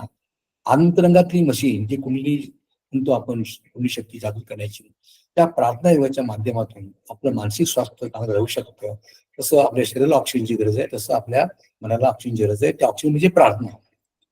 त्यानंतर आपले मर्जीकर महास्वामी सांगितले की आपल्या भाषणामध्ये सांगितलं की जो म्हणजे योग पुरुष जे चांगला मनुष्य, सज्जन मनुष्य, सद्गरज जो पैसा कमवतो तोच त्याचा द्रव्य जो कमवतो त्या द्रव्याचा साठा हा समाजाला उपयोग पडू शकतो. पण जी माणसं भोगी असतात आणि ते ज्यांचा द्रवसंचय साठवतात तो द्रवसंचय त्यांचा हा उपयोग फक्त डॉक्टरांना आणि वकिलांना होऊ शकतो. तर द्रवसंचय करत असताना आपण कुठं थांबायचं आणि कशा पद्धतीने राहायचं याचं मार्गदर्शन मल्लिकार्जुन महास्वामीजी केलेलं आहे. आणि जेव्हा मल्लिकार्जुन स्वामीजींना भक्तगण भेटण्याकरता जेव्हा गेले आणि त्यांनी दर्शन घेण्याकरता गेल्यानंतर मल्लिकार्जुन महास्वामींनी सांगितलं की माझं दर्शन घेण्याकरता आपण आलेला आहात, त्याच्याऐवजी त्या तपोवनामध्ये हे तपश्री जे तपस्या करून ही जमीन, ही जी काही भूमी तिने पावन केलेली आहे, ही जमीन जे काही म्हणजे जमिनीला जे काही आपल्याला हे जे पवित्र मिळालेलं आहे त्या जमिनीची धूळ तुम्ही कपाळी लावावी, म्हणजे जगातल्या सर्व योगी पुरुषांना, सर्व ईश्वरांना ते त्याचा नमस्कार पोचायचं होऊन जाईल. असं मल्लिकार्जुन स्वामीजींनी सांगितलं. हे तुम्हाला का सांगतो की मल्लिकार्जुन स्वामीजींनी स्वामीजी म्हणजे महात्मा कुमार स्वामीजीबद्दल जो आदर व्यक्त करताना जी भावना व्यक्त केली हे तुम्हाला आपल्याला त्याची पूर्ती मिळण्याकरता मी सांगण्याचा प्रयत्न केलेला आहे. आणि श्री सिद्धेश्वर स्वामींनी सांगितलं की हृदयाची विशालता वाढवण्याकरता प्रार्थनेची आपल्याला नितांत आवश्यकता आहे. पण प्रार्थनेला आपण जास्त महत्व द्यायला पाहिजे. प्रार्थना तर प्राचीन काळापासून ही प्रार्थना आपल्याला माहितीच आहे. स्वामीजी म्हणायचे prayer is a preface to the book of living. मला अजून एक सांगायचं राहिलं की स्वामींचा जन्म जो नारळी पौर्णिमेला झाला तर नारळी पौर्णिमेचं महत्व काय आहे, अशा पौर्णिमेचं महत्व काय आहे हे तुम्हाला योगाने आपल्याकडे माहिती द्यावी याविषयी सांगतो की बरेच संत महंत तपस्वींचा जन्म जो पौर्णिमेला झालेला आहे. या पाडवीची भूमिका काय आपल्याला माहिती नाहीये, पण जाता जाता आपल्याला माहिती पाहिजे. महात्मा गौतम बुद्ध, नंतर वाल्मिकी ऋषी, भगवान व्यास, गुरु नानक, संत रोहिदास यांचे जन्म सर्व पौर्णिमे झालेले आहेत. ही पाडवीची भूमिका काय, शास्त्र कारण काय हे आपल्याला जाणून घ्यायचं आता यामध्ये नाहीये, पण जाता जाता जे काही आपल्याला माहिती आहे आपल्याला आपल्या भक्तांना आपल्या सहकार्याने सांगावं ही भूमिका मी तुम्हाला सांगतो आहे. तर अशा पद्धतीने प्रार्थना मंडळी स्थापना झाल्यानंतर आज या ठिकाणी स्वामीजी म्हणायचे की तपोवनमध्ये एक प्रार्थना योग मंडळ आहे. आता त्यानंतर दुसरं प्रार्थना मंडळ कुठे काढायचं तर सोलापूरला, आंतरराष्ट्रीय प्रार्थना योग मंडळ सोलापूर. आणि तिसरं प्रार्थना मंडळ शिवयोग युनिव्हर्सिटी, शिवयोग महाविद्यालय म्हणजे आहे, शिवयोग युनिव्हर्सिटी जे आहे ते जागरवेड या ठिकाणी काढण्यात आलेलं आहे. मिस्टर ब्रँको योतोविच यांनी पुढाकार घेतला आणि शिवयोग युनिव्हर्सिटी जागरेब म्हणजे क्युरेशियाची राजधानी, कॅपिटल सिटी ऑफ द क्युरेशिया, तिथे हे 1994ला हे प्रार्थना मंडळ स्थापन झालं. तिथे नित्य नियमाने त्या ठिकाणी शिवयोग केला जातो आणि प्रार्थना केला जातो. तर त्यामुळे स्वामींच्या ग्रंथाच्या माध्यमातून त्यावेळेस कसं झालं, टीबी ची सोय होती. 1972 ते 1980 या दरम्यानमध्ये स्वामीजींनी 6 वेळा युरोप दौरा केला. युरोप दौरा करण्याच्या पाठीमागे हेतू असा होता की जी काही आपल्याला प्रार्थना योग मंडळ किंवा शिवयोग किंवा विरशिविझम म्हणा किंवा हिंदू संस्कृती म्हणा, साहित्य म्हणा, याचा प्रचार भारतामध्येच होण्यापेक्षा भारताच्या बाहेर राहणं इष्ट आहे. ते स्वामी विवेकानंद जसं हिंदू संस्कृती, तत्वज्ञान याचं जनजागरण केलं परदेशात जाऊन, त्याच पद्धतीने परमपूज्य महात्मा कुमार स्वामीजींनी विरशिविझम, नंतर प्रार्थना योग, शिवयोग, भारतीय संस्कृती, तत्वज्ञान याचा प्रचार केला. प्रचार नुसता केला नाहीये तर तिथल्या लोकांनी घेऊन त्यांनी विविध प्रार्थना योग आणि शिव मंदिर स्थापन केले. आणि he enlightened his image just like a Swami Vivekananda. आता स्वामी विवेकानंदांचा विषय निघाला म्हणून तुम्हाला सांगायला काही हरकत नाहीये. तर 1953 मध्ये ऋषिकेशमध्ये जेव्हा एक जागतिक धर्म परिषद भरलेली होती, त्या जागतिक धर्म परिषदेमध्ये आपले स्वामीजी प्रमुख पाहुणे म्हणून त्यांना आमंत्रित केलं होतं. त्या प्रमुख पाहुणे आमंत्रित केल्यानंतर त्यांनी हाटोळीवरती त्यांनी लेक्चर दिलं होतं, रिअल संन्यासी is the servant of the society. मग त्यावेळेस बरेच मोठे मोठे म्हणजे त्या ठिकाणी पंतप्रधानांची उपस्थिती होती. नंतर 1954 मध्ये दिल्लीमध्ये स्वामीजी एका कार्यक्रमात गेले होते. मग संयोजकांनी म्हटले आपण दिल्लीला आलेलंच आहात, पंतप्रधानांची आपण भेट घेऊया. तर संयोजकांनी आपल्या स्वामीजींना पंतप्रधानांकडे भेट घेण्याकरता घेऊन गेले. स्वामीजींना त्यांनी ओळख करून देण्याचा प्रयत्न केला. पंडित जवाहरलाल बघितलं, ते कुठून आले म्हटल्यानंतर सांगितलं स्वामीजींनी, I came from land of Basava. मग त्या पंडित जवाहरलाल नेहरूंनी जवळनं बघितलं. ते म्हटले की I have heard your address at Rishikesh. Really your speeches are reminiscent of the speeches of Swami Vivekananda. तुमची ऋषिकेशला मी जी भाषणं ऐकलेली आहेत ती स्वामी विवेकानंदांची आम्हाला आठवण करून दिली. एवढे प्रभावी तुमची भाषणं होती. हे पंडित जवाहरलाल नेहरूंनी त्या आपल्या स्वामींबद्दल हे उद्गार त्यावेळेस काढलेले आहेत. हे तुम्हाला थोडंसं माहिती मिळण्याकरता हा विषय तुम्हाला मी सांगितलं या ठिकाणी वगैरे. मग स्वामीजींचं त्या ठिकाणी बऱ्याच ठिकाणी तिथं परिसरामध्ये व्याख्यान होत असताना बरेच त्या ठिकाणी पेपरमध्ये लेख यायचे, त्यांचे पेपरमध्ये बातमी यायची, कॉलम भरून यायचे.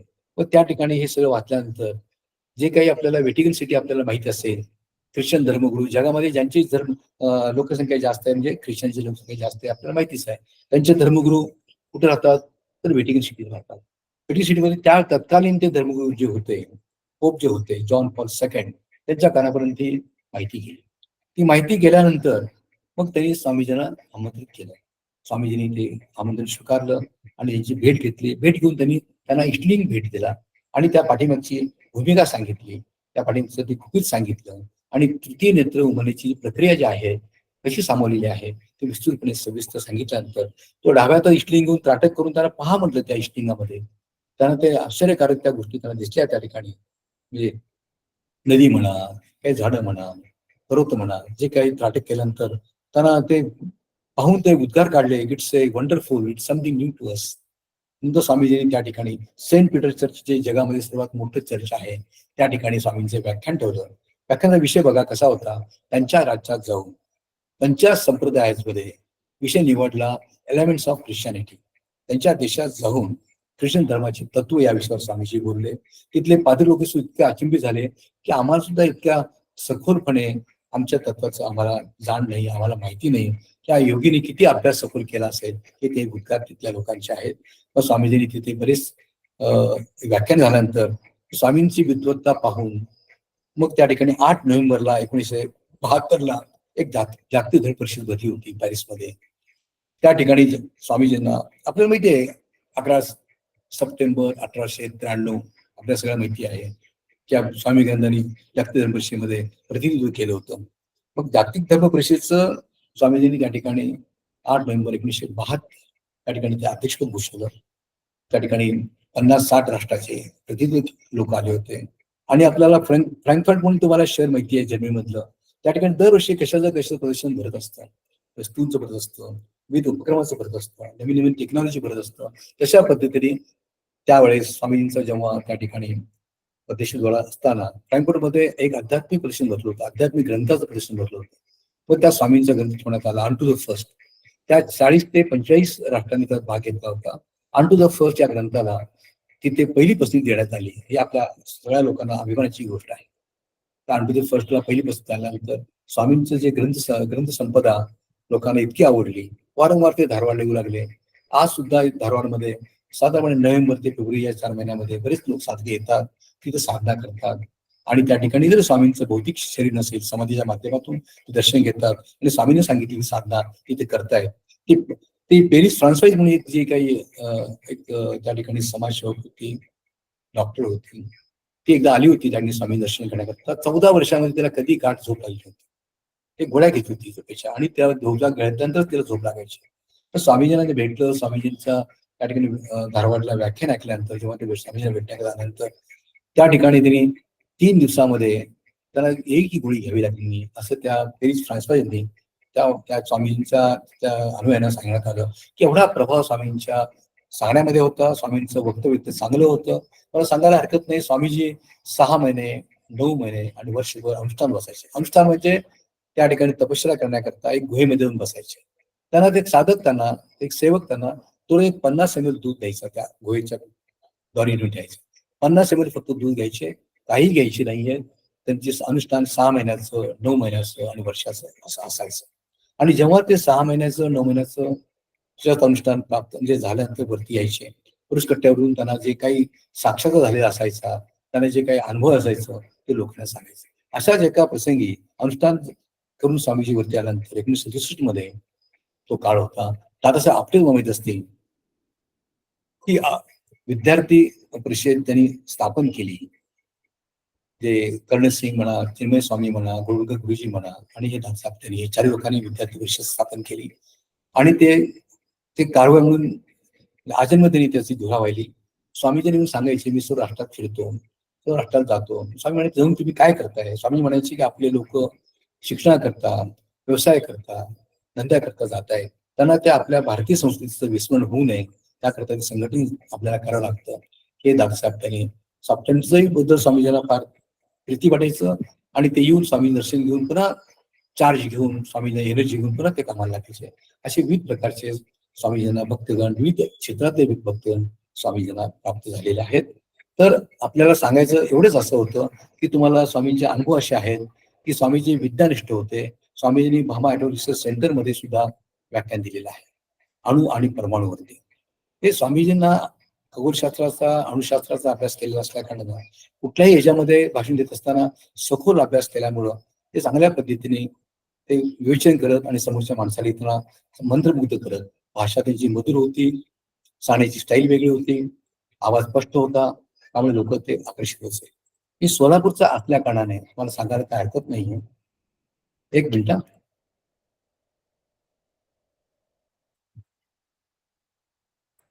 1968 मध्ये या ठिकाणी वैद्यकीय महाविद्यालयामध्ये डॉक्टर आर एन शुक्ला म्हणून प्रिन्सिपल होते. त्यावेळेस प्रिन्सिपल म्हणायचे, आज आपण त्याला डीन म्हणतो. ते स्वामींचे भक्त. ते सोलापूरला असल्यानंतर मडके साहेबांचा त्यांचा सहवास आला. मडके साहेबांचे संपर्क वाढला आणि मग स्वामीजींना भेटण्यासाठी धारवाडला जायचे. त्यांचं प्रभावी वैद्यकीय शास्त्रातलं त्यांचं नॉलेज बघून स्वामीजींना बरेच प्रश्न विचारल्यानंतर ते डॉक्टर आर एन शुक्ला सुद्धा निवृत्त व्हायचे. मग स्वामीजीबद्दल त्यांना आदर व्हायला म्हणले की आपण या स्वामीजींना आपल्या वैद्यकीय महाविद्यालयामध्ये एक बक्षीस म्हणजे प्राईज डिस्ट्रीब्युशनला आपण बोलावं आणि विद्यार्थ्यांनाही दर्शन होऊन जाईल. म्हणून त्यांनी काय केलं, स्नेह संमेलनात स्वामीजींना प्रमुख पाहुणे म्हणून बोलवलं 1968 मध्ये. आणि स्नेह संमेलनामध्ये ते भगवे वस्त्र परिधान करून स्वामीजी आले. भगवे वस्त्र परिधान करून आल्यानंतर डॉक्टर लोक आणि तिथले विद्यार्थी हे भगवे वस्त्र परिधान केलेल्या माणसाला बघितल्यानंतर, या व्यक्तीला बघितल्यानंतर त्यांना वाटलं की आपल्या प्रिन्सिपलला काही कळतं की नाहीये. असे भगवे वस्त्र परिधान केलेल्या माणसाकडनं आपण या ठिकाणी बक्षीस स्वीकारायचं आणि त्याचं काय म्हणून आपण ऐकायचं, असं ते कुजबुज झाली पाठीमागे. पण तेव्हा बक्षीस समारंभ स्वामींच्या हस्ते पार पडला. तर स्वामीजींनी आपल्या प्रमुख पाहुण्याच्या भाषणामध्ये त्यांनी अॅनाटॉमी आणि योगा विषयी निवडले. आणि त्यावेळेचे अध्यक्ष होते त्या कार्यक्रमाचे साठे म्हणून होते, ऑल इंडिया मेडिकल असोसिएशनचे अध्यक्ष. त्या कार्यक्रमाचे अध्यक्ष म्हणून होते. स्वामीजींनी अॅनाटॉमी ऑफ योगाच्या माध्यमातून स्वामीजींनी मेंदूत किती ग्रंथी आहेत, ग्रंथीचं पाजळणं कसं आहे, ग्रंथीचं स्त्रवणं कसं आहे, ग्रंथी पाजळणं कधी थांबतं, असे विविध प्रकारचे उदाहरणे देऊन त्यांनी सांगितल्यानंतर इतकी शांतता होती, पिन ऑफ सायलेन्स. त्या ठिकाणी लोक मंत्रमुग्धून ऐकत होते. त्यांची मधुरवाणी असल्यामुळं लोकांना मधुर आवाज. त्यामुळं मग शेवटी स्वामीजींनी आपलं भाषण झाल्यानंतर लोकांना, त्या विद्यार्थ्यांना आणि डॉक्टरांना विचारलं की आपल्या काही शंका असतील तर आपण विचारा. फक्त माझी विनंती एवढीच आहे की आपल्या शंका ज्या असतील आपण त्या मेडिकल परिभाषेमध्ये, मेडिकल टर्मिनॉलॉजीमध्ये, त्या वैद्यकीय परिभाषेत विचारावे. पण कुठलाही विद्यार्थी पुढाला नाही, कुठलाही प्राध्यापक पुढाला नाही आहे. याचं कारण असं आहे की शंका असायचं कारणच नाहीये. कारण स्वामींची प्रत्येक विषयामध्ये एवढी सखोलता होती, एवढी पारंगतता होती, ते विषय इतक्या चांगल्या सुलभ भाषेत सांगायची, कुणाची शंका असायचं कारण नव्हतं. जसं आपण नदीमध्ये केर कचरा असतो, तो वाहत नदी पुढे घेऊन जाते, तशा पद्धतीने लोकांच्या मनामध्ये जे किलबिषे शंका होतात त्या स्वामींच्या प्रत्येक भाषणाच्या प्रभावामुळं ती शंका सुद्धा त्या निघून जायच्या. अशा पद्धतीचं स्वामीजींनी भाषण दिलं, मंत्रमुग्ध झालं. मग शेवटी जे विद्यार्थी म्हणायचे की आपल्या चूक केली आपल्या प्रिन्सिपालनी, ते विद्यार्थी आणि प्राध्यापक लोक घेऊन त्या आपल्या डॉक्टर आर शुक्लांचे आभार मानण्याकरता गेले. आणि सर तुमची पारक गुणवत्ता आम्हाला आवडली, आम्हाला चांगल्या माणसाची या ठिकाणी चांगलं नवीन ऍडिशनल नॉलेज आम्हाला मिळालं, तुमचे आभार मानतो. त्या विद्यार्थ्यांनी आपली कृतज्ञता व्यक्त केली. हे असं बरेच गोष्टी होत असताना मग स्वामीजींना काही लोक प्रतिसाद सुद्धा विचारायचे की आपण परीक्षा घेऊया, त्यांना ईश्वराबद्दल यांचं काय मत आहे. म्हणून लोक क्रीम सोसायटी म्हणजे म्हणतो व्हॉट इज गॉड, म्हणून स्वामीजींना काही लोकांनी प्रश्न विचारले. स्वामीजी अगदी साध्या भाषेत सांगितले, God is nothing but it's a short form of good. Goodness is highest test of God. To do good and to be good constitute the essence of true religion. किती बघा, किती साधं वाक्य सांगितलं. अजून स्वामीजीने सांगितलं ईश्वराबद्दल. स्वामीजींना सांगताना अगदी प्रत्येकाला समोरचा मॉब बघून कुठल्या क्षेत्रातले समोरचे व्यक्तिमत्व आहे त्यांच्या पद्धतीने स्वामीजी त्यांना सांगण्याचा प्रयत्न करायचे. स्वामीजी सुद्धा आपल्या प्रवचनामध्ये हे सांगितलं होतं, all the world is a temple of God, or the whole multitudes of soul is the Lord. Selfless service, the best worship of God, and well-wishing for everyone is salvation of man. Aalayam लोकमखिलम मूर्ती सर्वत्र संकुलम निष्काम शिवाय सत्पूजा ती सर्वात मंगलम.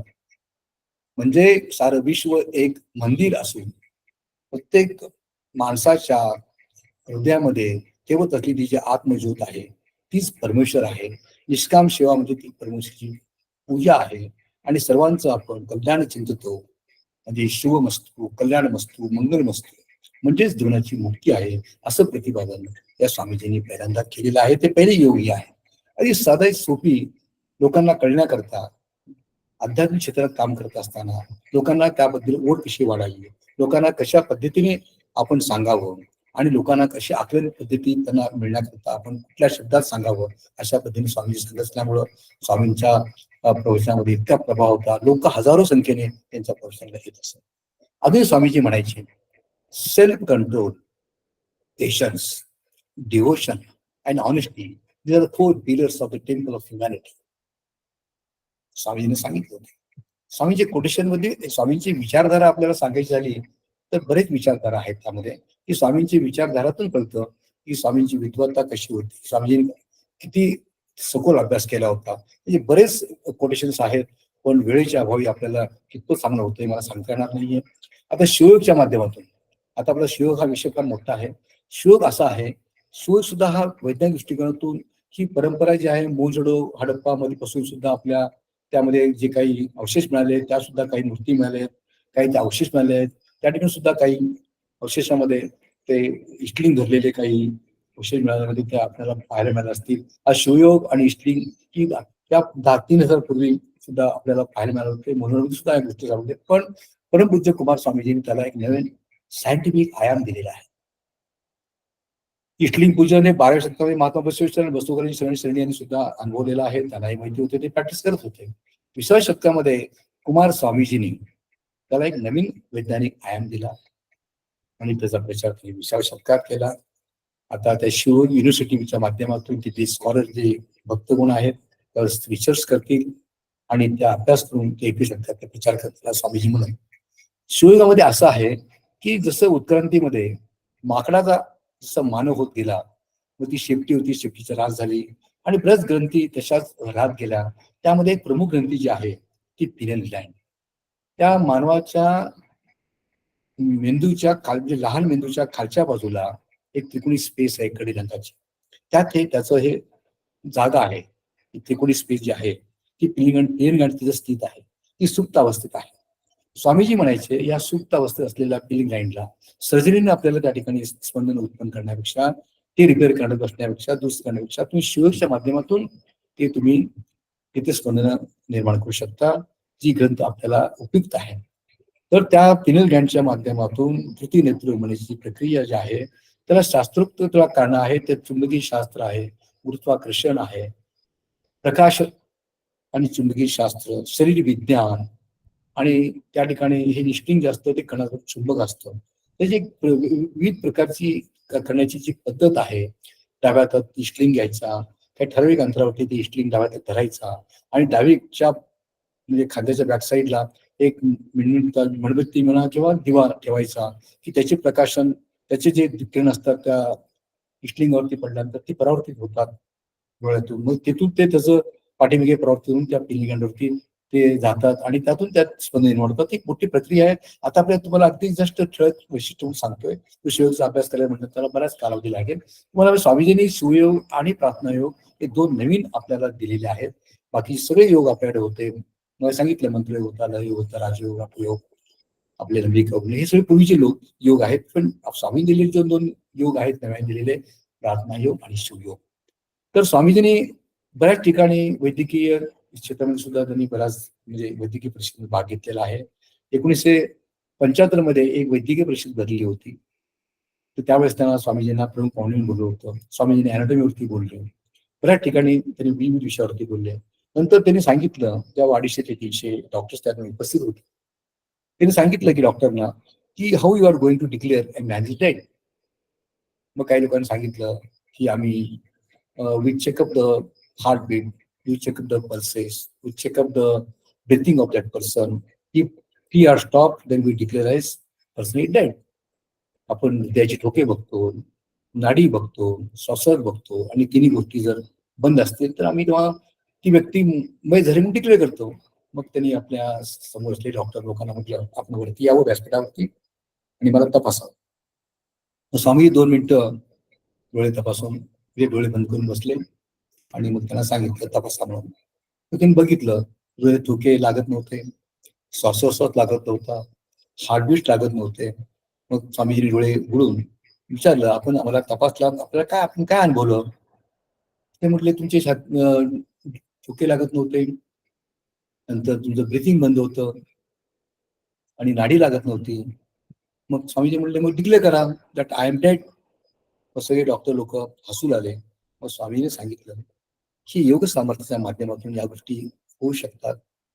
तर योगशास्त्राच्या माध्यमातून या गोष्टी का होतात? मग मध्ये सांगितलं ज्ञानगरच्या आश्रमामध्ये 200 वर्षापासून ते 1800 वर्षापर्यंतचे योग पुरुष आहेत. त्याचं कारण असं आहे की त्यांचं श्वासोच्छ्वासावरती नियंत्रण असतं. आपल्याला माहिती आहे, आपल्या सर्व माहिती आहे. आता बघा, आपण जो कुत्रा घेतला, कुत्रा आयुष्य 12-13 वर्ष असतं. कासवाचं आयुष्य 400 वर्ष, हत्तीचं आयुष्य 300 वर्ष, असे आपण बरेच ऐकतोय आपण. याचं कारण असं आहे की जर ब्रेथिंग रेट जो असतो तो फार कमी असतो. ज्यांचं ब्रेथिंग रेट कमी असतो ती माणसं दीर्घायुषी होत असतात. आपल्याला सर्वसामान्यांना माहितीच असतं त्या ठिकाणी. तर स्वामी योग सामर्थ्य माध्यमातून आपल्याला या गोष्टी होऊ शकतात. म्हणून आपण हा प्रार्थना योग, शिवयोगच्या माध्यमातून आपला रक्तदाब सुद्धा आपण व्यवस्थित ठेवू शकतो. हे वैज्ञानिक दृष्टिकोन स्वामींनी सांगितलेला आहे. तर सांगायचं म्हणजे तुम्हाला एक दुसरा अनुभव सांगतो. बरेच लोक म्हणायचे आजकाल कसं आहे, योगाने काहीतरी चमत्कार करून दिले तरच आपण नमस्कार करतो. आजकालची भावना आपल्याला माहितीच आहे. मग बरेच लोक तसे माणसंही आपल्या स्वामीजींना भेटायचे. स्वामीजींना म्हणायचे की सर ते असे आपल्या या ठिकाणी टीका-टिप्पणी करायची नाहीये. टीका-टिप्पणी करायचा आपला हेतूही नाहीये. फक्त योग सामर्थ्याचं प्रभावी आपल्याला म्हणणं कसं सांगायचं ते पुष्टीतून सांगण्याचा मी तुम्हाला प्रयत्न करतो.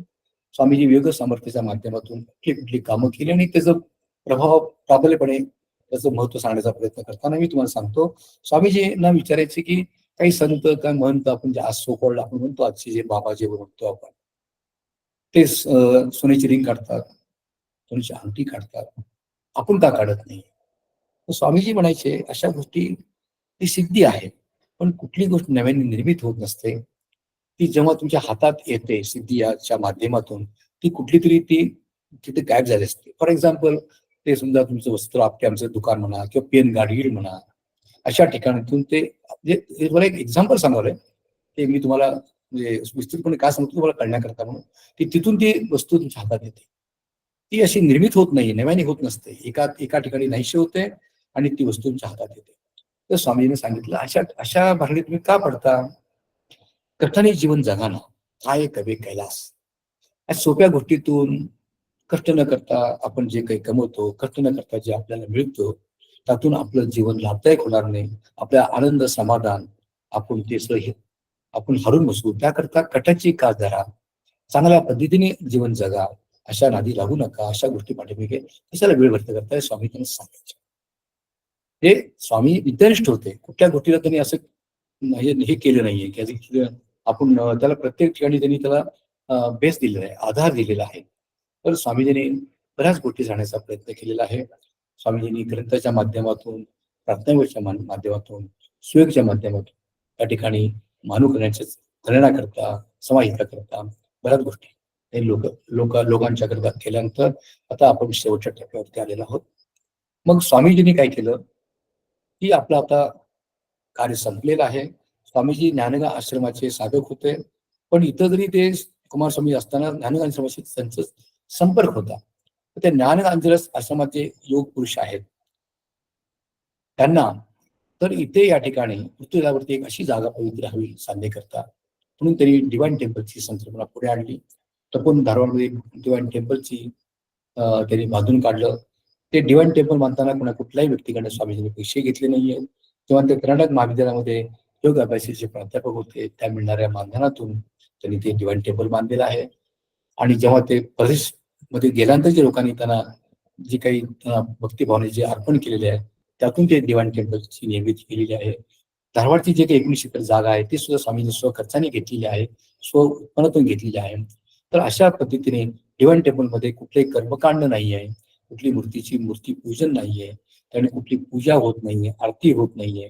परंतु स्वामीजींनी त्या आपल्या हयातीमध्ये जे काही तपश्चर्या केली, ती तपश्चर्याची जी शक्ती प्राप्त केली, ती शक्ती त्यांनी त्या ठिकाणी ठेवलेली आहे. त्या शक्ती 16 अक्षरांनी लिहिलेली आहे. प्रत्येक महिन्याच्या पहिल्या सोमवारी त्या म्हणजे पहाटे 3 पासून ते सूर्योदयाच्या पूर्वीपर्यंत जो कार्यकाळ 3 तासामध्ये प्रत्येक 15 जणांची बॅच होऊन 15 मिनिटाकरता हात सोडलं जातं. 15 मिनिटाचा कालावधी दिला जातो.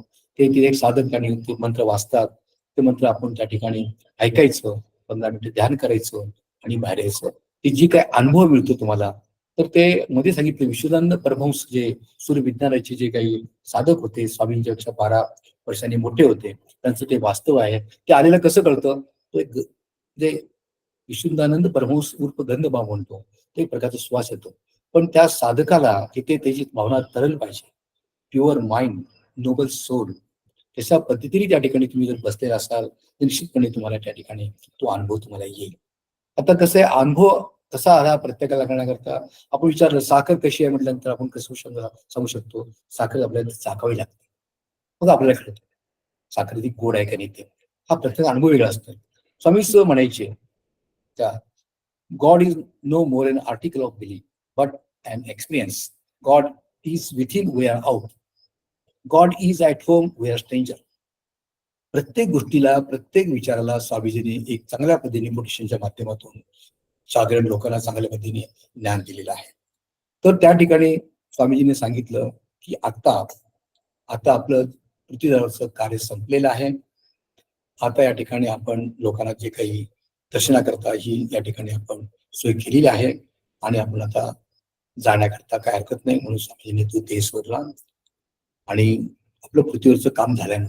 पण स्वामी जाताना जी ग्रंथसंपदा आहे त्या ग्रंथसंपदेच्या माध्यमातून आपल्याला बऱ्याच गोष्टी आपल्याला आज सुद्धा चांगल्या पद्धतीने जीवन व्यतीत करता येतात. स्वामींचे कोटेशन असे आहेत, लहान कोटेशन वर सांगतो म्हणजे विचार झाला कशी बघा. Man gets and forgets, God gives and forgives. God speaks not to the proud head but to the pure heart.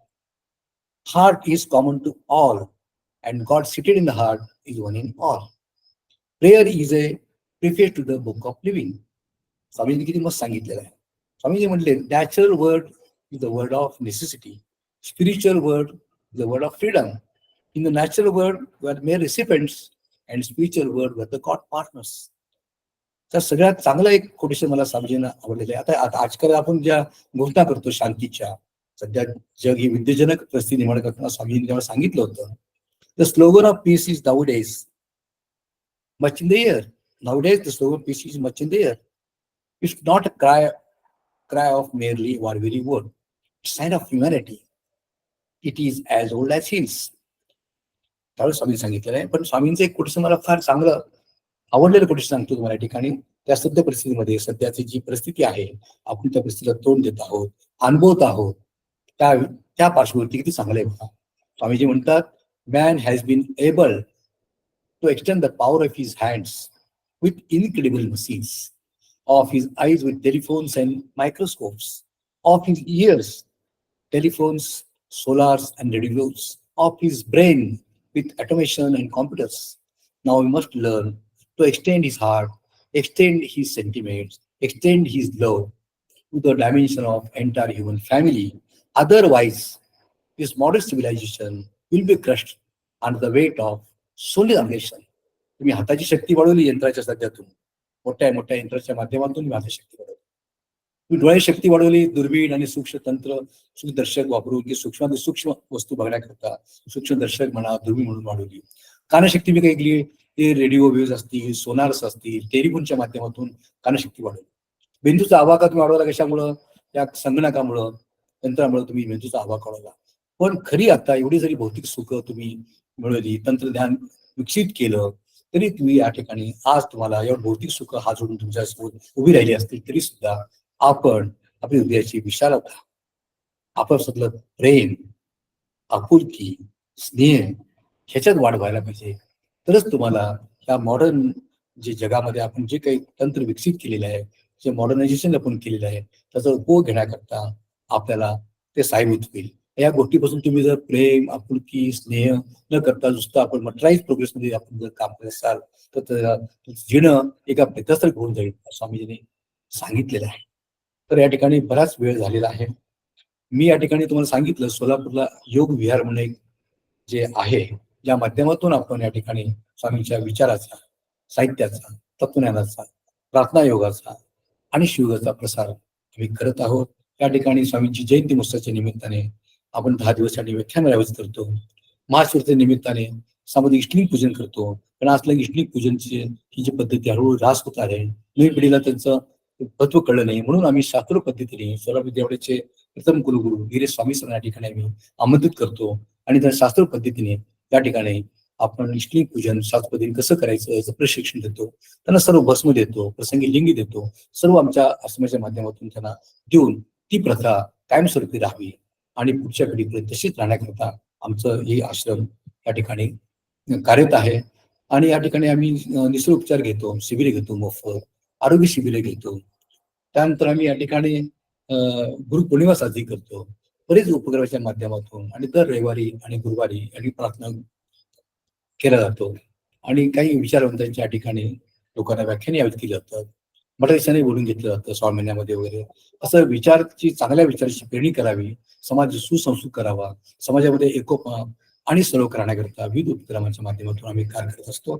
पण या ठिकाणी या आश्रमाला कुठल्या पद्धतीची मदत नसल्या कारणाने आम्ही लोकसहभागातून लोकांकडे जाऊन त्या लोकांकडे आपण देणगी गोळा करतो. मग माझा विचार असा आला की कोविडच्या काळामध्ये मी जेव्हा धारवाडला जायचो, लोक म्हणायची नुसतं प्रभू प्रसिद्ध एवढंच त्या लोकांना माहिती असायचं. बरेच लोक यायचे, उदगीरचे, लातूरचे, औरंगाबादचे, मुंबईचे, आणि त्यांना फक्त स्वामींचं प्रभू प्रसिद्ध मंत्राव्यतिरिक्त काही माहिती नसायचं. मग आपण विचार केला की स्वामींची माहिती, स्वामींचे विचार, स्वामींनी सांगितलेला तो प्रार्थना योग, तो शिवयोग, ते आपण एका ग्रंथ रूपाने आणावं. या भूमिकेतून मी मग विचार केला की आता कसंही कोविडचा आपल्याला वेळ मिळालेला आहे, आपण आता घरात बांधून ठेवलेलो आहोत आणि बरीच पुस्तकं वाचून काढली. तसा मी लेखक नाहीये, मी अभियंता आहे. तुम्ही मगाशी सांगितलं संयोजकाने, एक अभियंता आहे, सामाजिक कार्यकर्ता आहे. तसं मी वक्ताही नाहीये, सामाजिक कार्यकर्ता म्हणून जेवढं मला बोलावं लागतं तेवढे बोलू शकतो. पण माझ्या भूमिकेकडे तुम्ही वक्ता या भूमिकेतून बघू नका. माझं मोडकं तोडकं जे मी बोलण्याचा प्रयत्न काय केलेला आहे की स्वामीजीवरती मी श्रद्धा, भक्ती, निष्ठा असल्या कारणाने स्वामीचे विचार सर्व तळागाळातील लोकांपर्यंत पोहोचावेत ही माझी तळमळ होती. म्हणून मी या ठिकाणी संयोजकांनी मला सांगितलं की तुम्ही मातृश्री कुमार स्वामींच्या जीवन विषयावरती आणि त्यांच्या कार्याविषयी बोलावं. मी म्हटलं काय हरकत नाही, आपण बोलूया. आणि गुगल मीटवरती बोलण्याचा हा माझा पहिला प्रसंगच आहे. कारण मी हे टेक्नॉलॉजी तुमची जे तुम्ही तरुण लोक असाल, हळूहळू आम्ही सुद्धा आठवण करण्याचा प्रयत्न करत आहोत. त्या ठिकाणी मग आम्ही काय केलं, पुस्तकाच्या माध्यमातून महातपस्वी कुमार स्वामींचे जीवन व कार्य मी पुस्तक लिहिलेलं आहे. त्या पुस्तकाच्या माध्यमातून जो काही निधी उपलब्ध होतो, पहिला जे काही माझं मोठं आहे की स्वामींचे विचार सर्वदूर पोहोचायला पाहिजे. आणि दुसरं जे काय आहे उद्दिष्ट आहे, त्यातून मिळणारे प्रत्येक पुस्तकाच्या माध्यमातून 17 इश्यू मिळतात. तर या सोलापूरच्या योग याच्या उन्नतीकरता तो सगळा पैसा मी दिलेला आहे. त्याकरता तुम्हाला सर्वांना एक विनंती आहे, जे जिज्ञासू चिकित्सक व्यक्तिमत्व आहे, ज्यांना जास्त स्वामींबद्दल जाणून घ्यायचे आहे, त्यांनी हे पुस्तक विकत घ्यावं.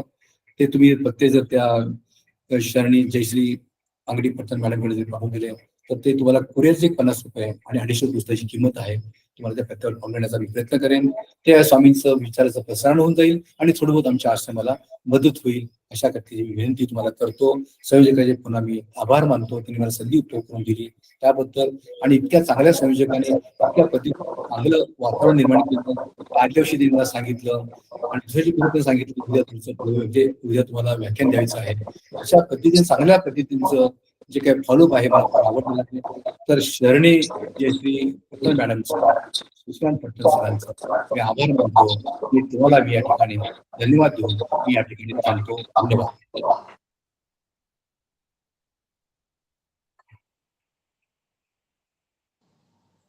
धन्यवाद सर.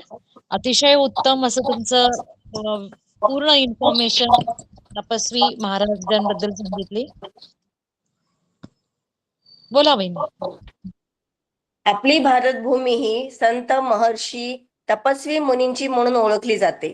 आज शरण इंजिनियर राजेंद्र मायनाळ यांनी महातपस्वी श्री कुमार स्वामीजींचा जीवन परिचय अतिशय सुरेख करून दिला.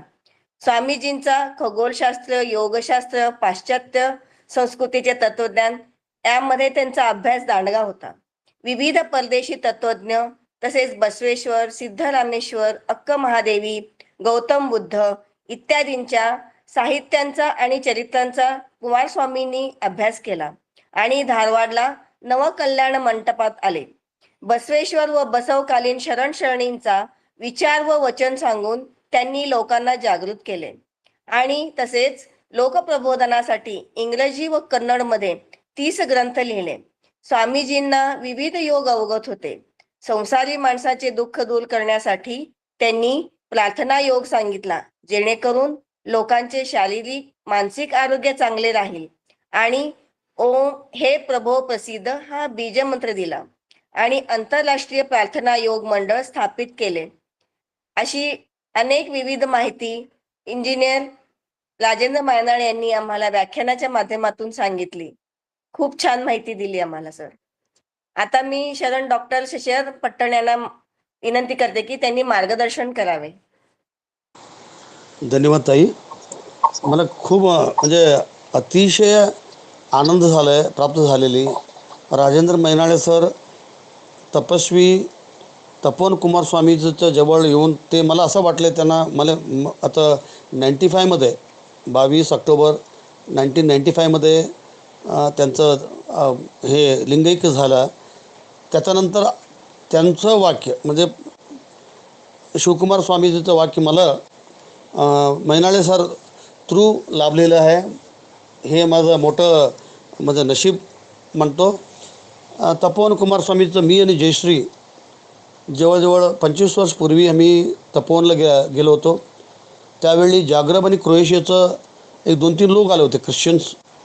आणि मला पादोदक म्हणाले काय म्हटलं तर काय मला विचार केले. मला बोलायला थोडं अडचण झालं. मला असं वाटलं पाय धुण्याचं पाणी ते पादोदक असं म्हणते. आम्ही म्हणजे लहानपासून आम्हाला असं परंपरामध्ये होते घरात. ते म्हणे असं नाही आहे ज्ञान. आणि हे म्हटलं तुम्ही ख्रिश्चन होऊन लिंगायत कसं काय धर्म स्वीकार केलेले. ते म्हणे आम्ही जॉग्रफमध्ये क्रोएशियामध्ये तपोवन कुमार स्वामीचं आम्ही तपोवनला होते, परंतु त्याचं पुस्तक पण वाचलं होतं. एवढे नंतर बुद्ध आणि बसवा पुस्तक वाचलं आणि त्यांचं how to open the third eye सगळं म्हणजे एवढं काम केलं त्यांनी. आणि भारतात एवढे मोठं आध्यात्मिक व्यक्ती मी कुठंही दुसरं पाहिले नाही मी. आणि 1972 मध्ये बहुतेक त्यांचं व्याख्यानामध्ये ते सांगितले असतील. व्हॅटिकन सिटीमध्ये त्यांनी अपॉइंटमेंट घेतले एक 25-20 दिवस थांबून व्हॅटिकनमध्ये. आणि त्यांनी जॉन पोप पॉल फक्त 2 मिनिट टाईम देते त्यांना. आणि 2 मिनिटमध्ये काय सांगायचं हे स्लिंग त्याचा हातात ठेवून त्याच्याबद्दल पूर्ण बोलत जाते स्वामीजीने तपस्वीने. नंतर 2 मिनिट झालं, 20 मिनिट झालं, 2 तास झालं. त्या दिवशीचं पूर्ण कार्यक्रम रद्द केले. जॉन पोप पॉल त्यांचं बरोबर बसलं आणि संध्याकाळी त्यांनी रिक्वेस्ट करते, विनंती करते, आपली देशात तुम्ही हे लिंगतत्व प्रचार करू नका. हे आपली लिंगायत म्हणजे ख्रिश्चन धर्माला म्हणजे आपली पॅरलाईज होते, आपली नुकसान होते म्हणून त्यांना काळजीपूर्वक विनंती करते. ह्याचा अर्थ काय म्हणजे तपोवन कुमार स्वामीजीचं लिंगतत्व ते पूर्ण देशात पूर्ण जगात घेऊन गेलेले आणि विश्वविद्यालयामध्ये ते BA होऊन फिलॉसॉफीमध्ये ते व्हिजिटिंग प्रोफेसर होते. एवढे मोठं काम केले त्यांनी. लिंगानुस्वामीजीला लिंग दीक्षा दिली. बहुतेक बरेच लोकांना माहिती नाही. माते महादेवीला लिंग दीक्षा दिली त्यांनी.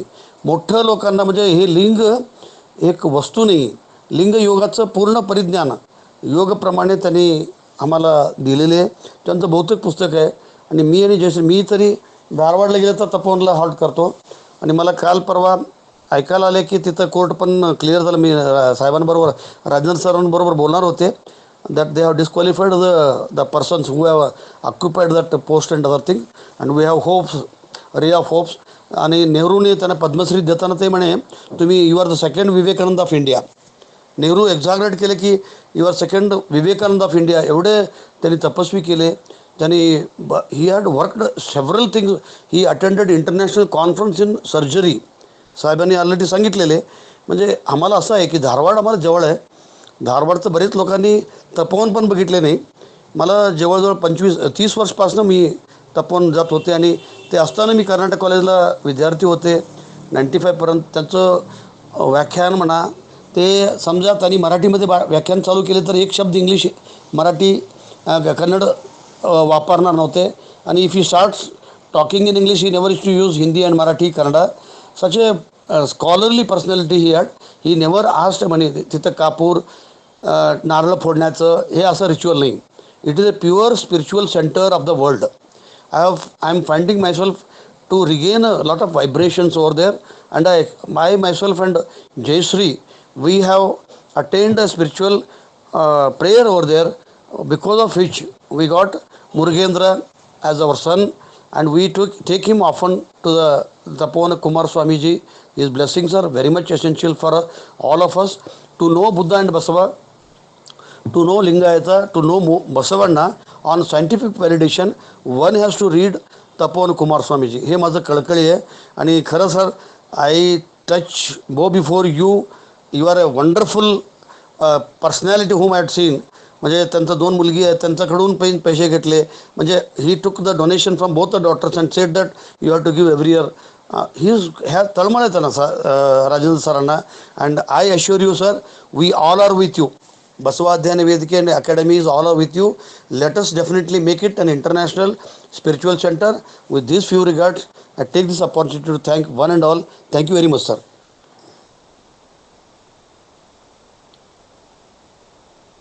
कोणाला काही शंका असेल तर विचारू शकता. ताई कोणी आणखीन एक हात hand Rajendra Ligade sir. Unmute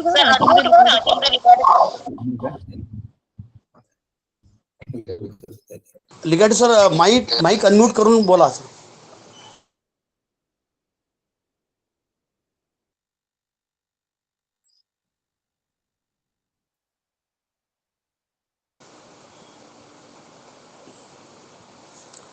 जयश्रीताई पुढे घ्या. अजून कोणाला काही विचारायचंय बोलायचंय?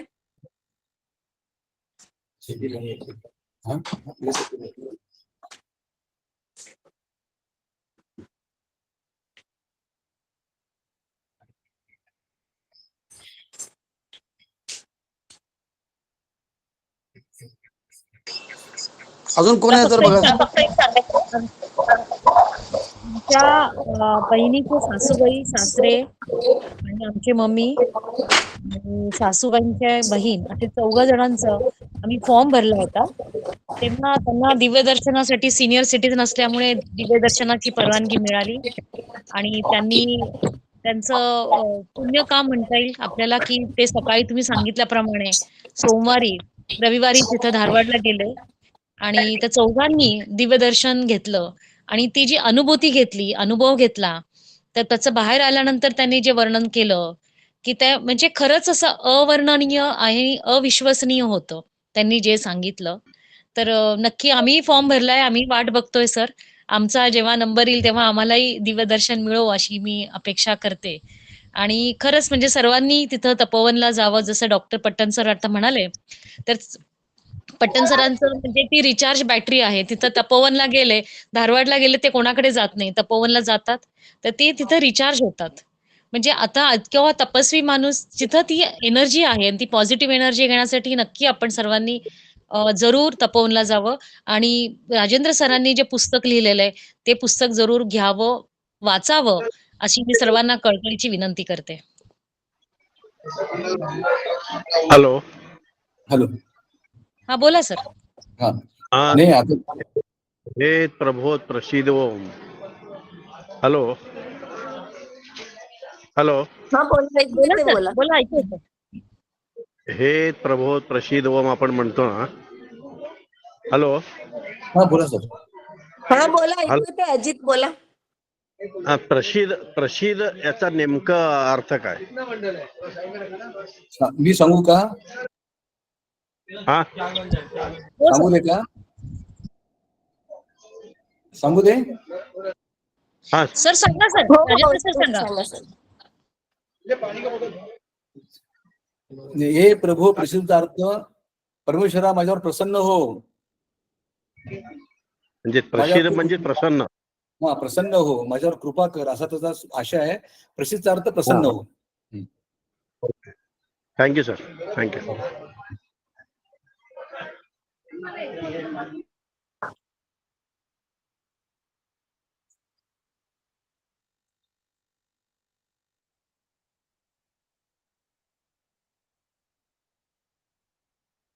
मॅडम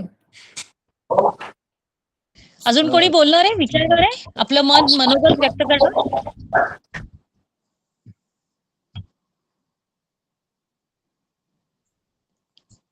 चन्वीर दादा पण आहेत. चन्वीर भद्रेश्वर मठ, आपलं मत व्यक्त करा. मॅडम ऐकतोय. 2 मिनिटं बोलू शकता सर तुम्ही. हो बोलायला काय झालंय, मला मुद्दा आहे की मानाळ सरांनी बोलल्यानंतर काय बोलू नये, म्हणजे आपण आरती झाल्यानंतर बोलत नाही, डायरेक्ट प्रसाद घेतो ना, अशी माझी धारणा आहे. दुसरी एक गोष्ट अशी की मी ज्यावेळी तपोवनला गेलो होतो त्यावेळी फक्त मी पत्रकार होतो. अशा गोष्टी इझमच्या किंवा त्या वचनांच्या आपल्या डोक्यात नव्हत्या. प्रत्येक ओके. गोष्टीची चिकित्सा करणं आणि हे कुणाचं, हे काय, हे असं काय, एवढेच प्रश्न होते. आणि जेव्हा ही सिद्धरामेश्वरांची वचनं आणि बसवण्णांची वचनं डोक्यात आली त्यावेळेपर्यंत अशी प्रश्न गळून पडली. मानाळ सरांना मी खूप जवळून पाहतोय, त्यांची धडपड आणि एकूणच लोक काय करतात ते सोडून ते तुला काय करायचं आणि तू काय करणार आहेस एवढंच सांग, हा मुद्दा मला त्यांचा जास्त भावतो. कोण आले तर त्यांच्यासोबत, नाही आले तरी मी एकटा चाललो त्या पद्धतीनं. आणि आपण काय नेहमी सांगतो की बाबा आयकॉन्स शोधले जातात, आम्ही त्यांचे आदर्श, असं काय नसतंय. आपण आपलाच आयकॉन आपल्या आजूबाजूलाच असतो. सोलापुरातल्या कित्येक लोकांचे मानाळ सर आयकॉन्स आहेत. ही अतिशयोक्ती वगैरे अजिबात नाही आहे. ज्यांना ते माहीत आहेत व्यक्ती म्हणून, ॲज अ प्रोफेशनलिस्ट म्हणून, ॲज अ इंजिनियर म्हणून, त्या सगळ्यांना ज्यांच्या ते परिचय आले, इवन एखाद्या हॉटेलमधल्या वेटरलाही ज्यांच्याकडे ते चहा प्यायला जातात त्यालाही मानाळ सर माहीत आहेत. हा सगळा मुद्दा तो चांगूल पण वाटत जाण्याचा त्याचं जास्त कौतुक आहे. आणि पट्टण सरांनी सांगितलं की तपोवन आणि तपोवनची एकूण पार्श्वभूमी, महास्वामीजींची भूमिका, महास्वामीची शिकवण, पोपशी असलेलं त्यांचं नातं, हा सगळा विषय आम्हाला वाचून माहीत होता, ऐकून माहीत होतं किंवा आम्हाला हां यारोबर हार अपोरू असंच होतं. मानाळ सरांचं पुस्तक जेव्हा त्या निर्मिती प्रक्रियेमध्ये होतं, आमच्या मित्रांनी सिद्धाराम पाटलांनी त्याचं प्रोडक्शनची पूर्ण जबाबदारी होती. त्यावेळी कच्ची पण कॉपी मी वाचली होती.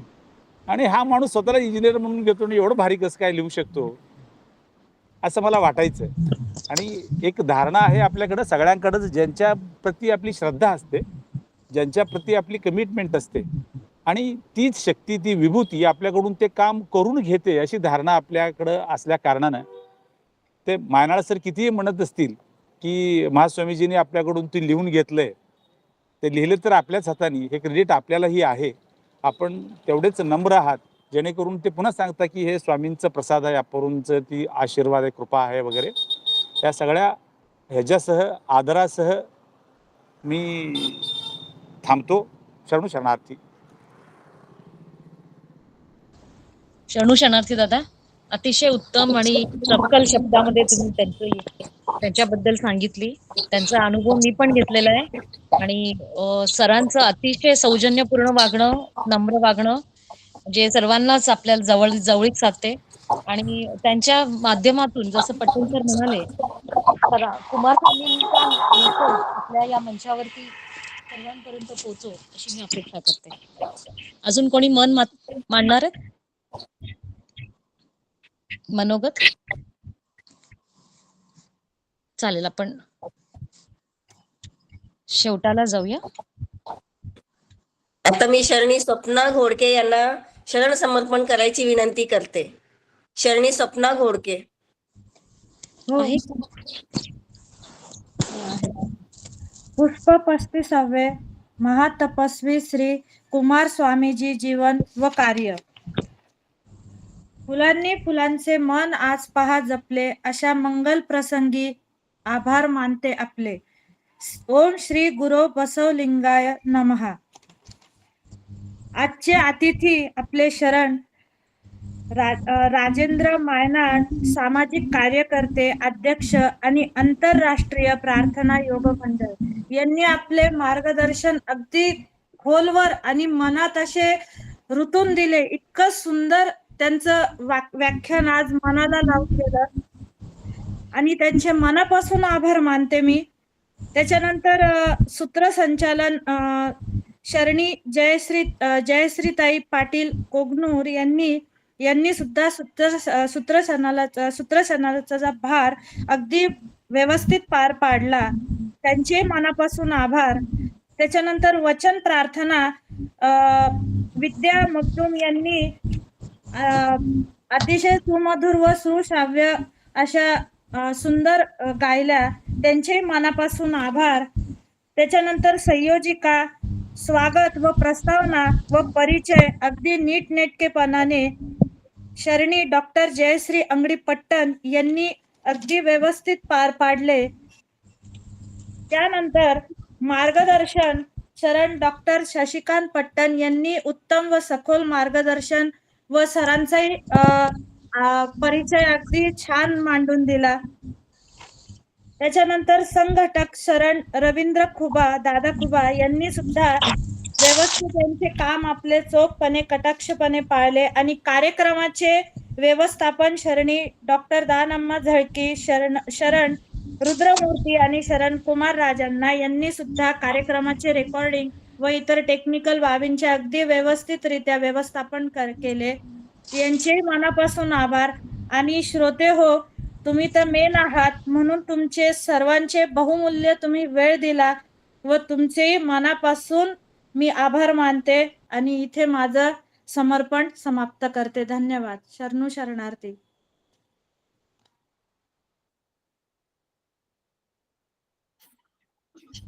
शरणू शरणार्थी सर्वांना. आता कार्यक्रम संपला असं आपण जाहीर करतो. सर्वांना भक्तिपूर्वक शरण. भक्तिपूर्वक शरण. सर्वांना भक्तिपूर्वक शरणू शरणार्थी.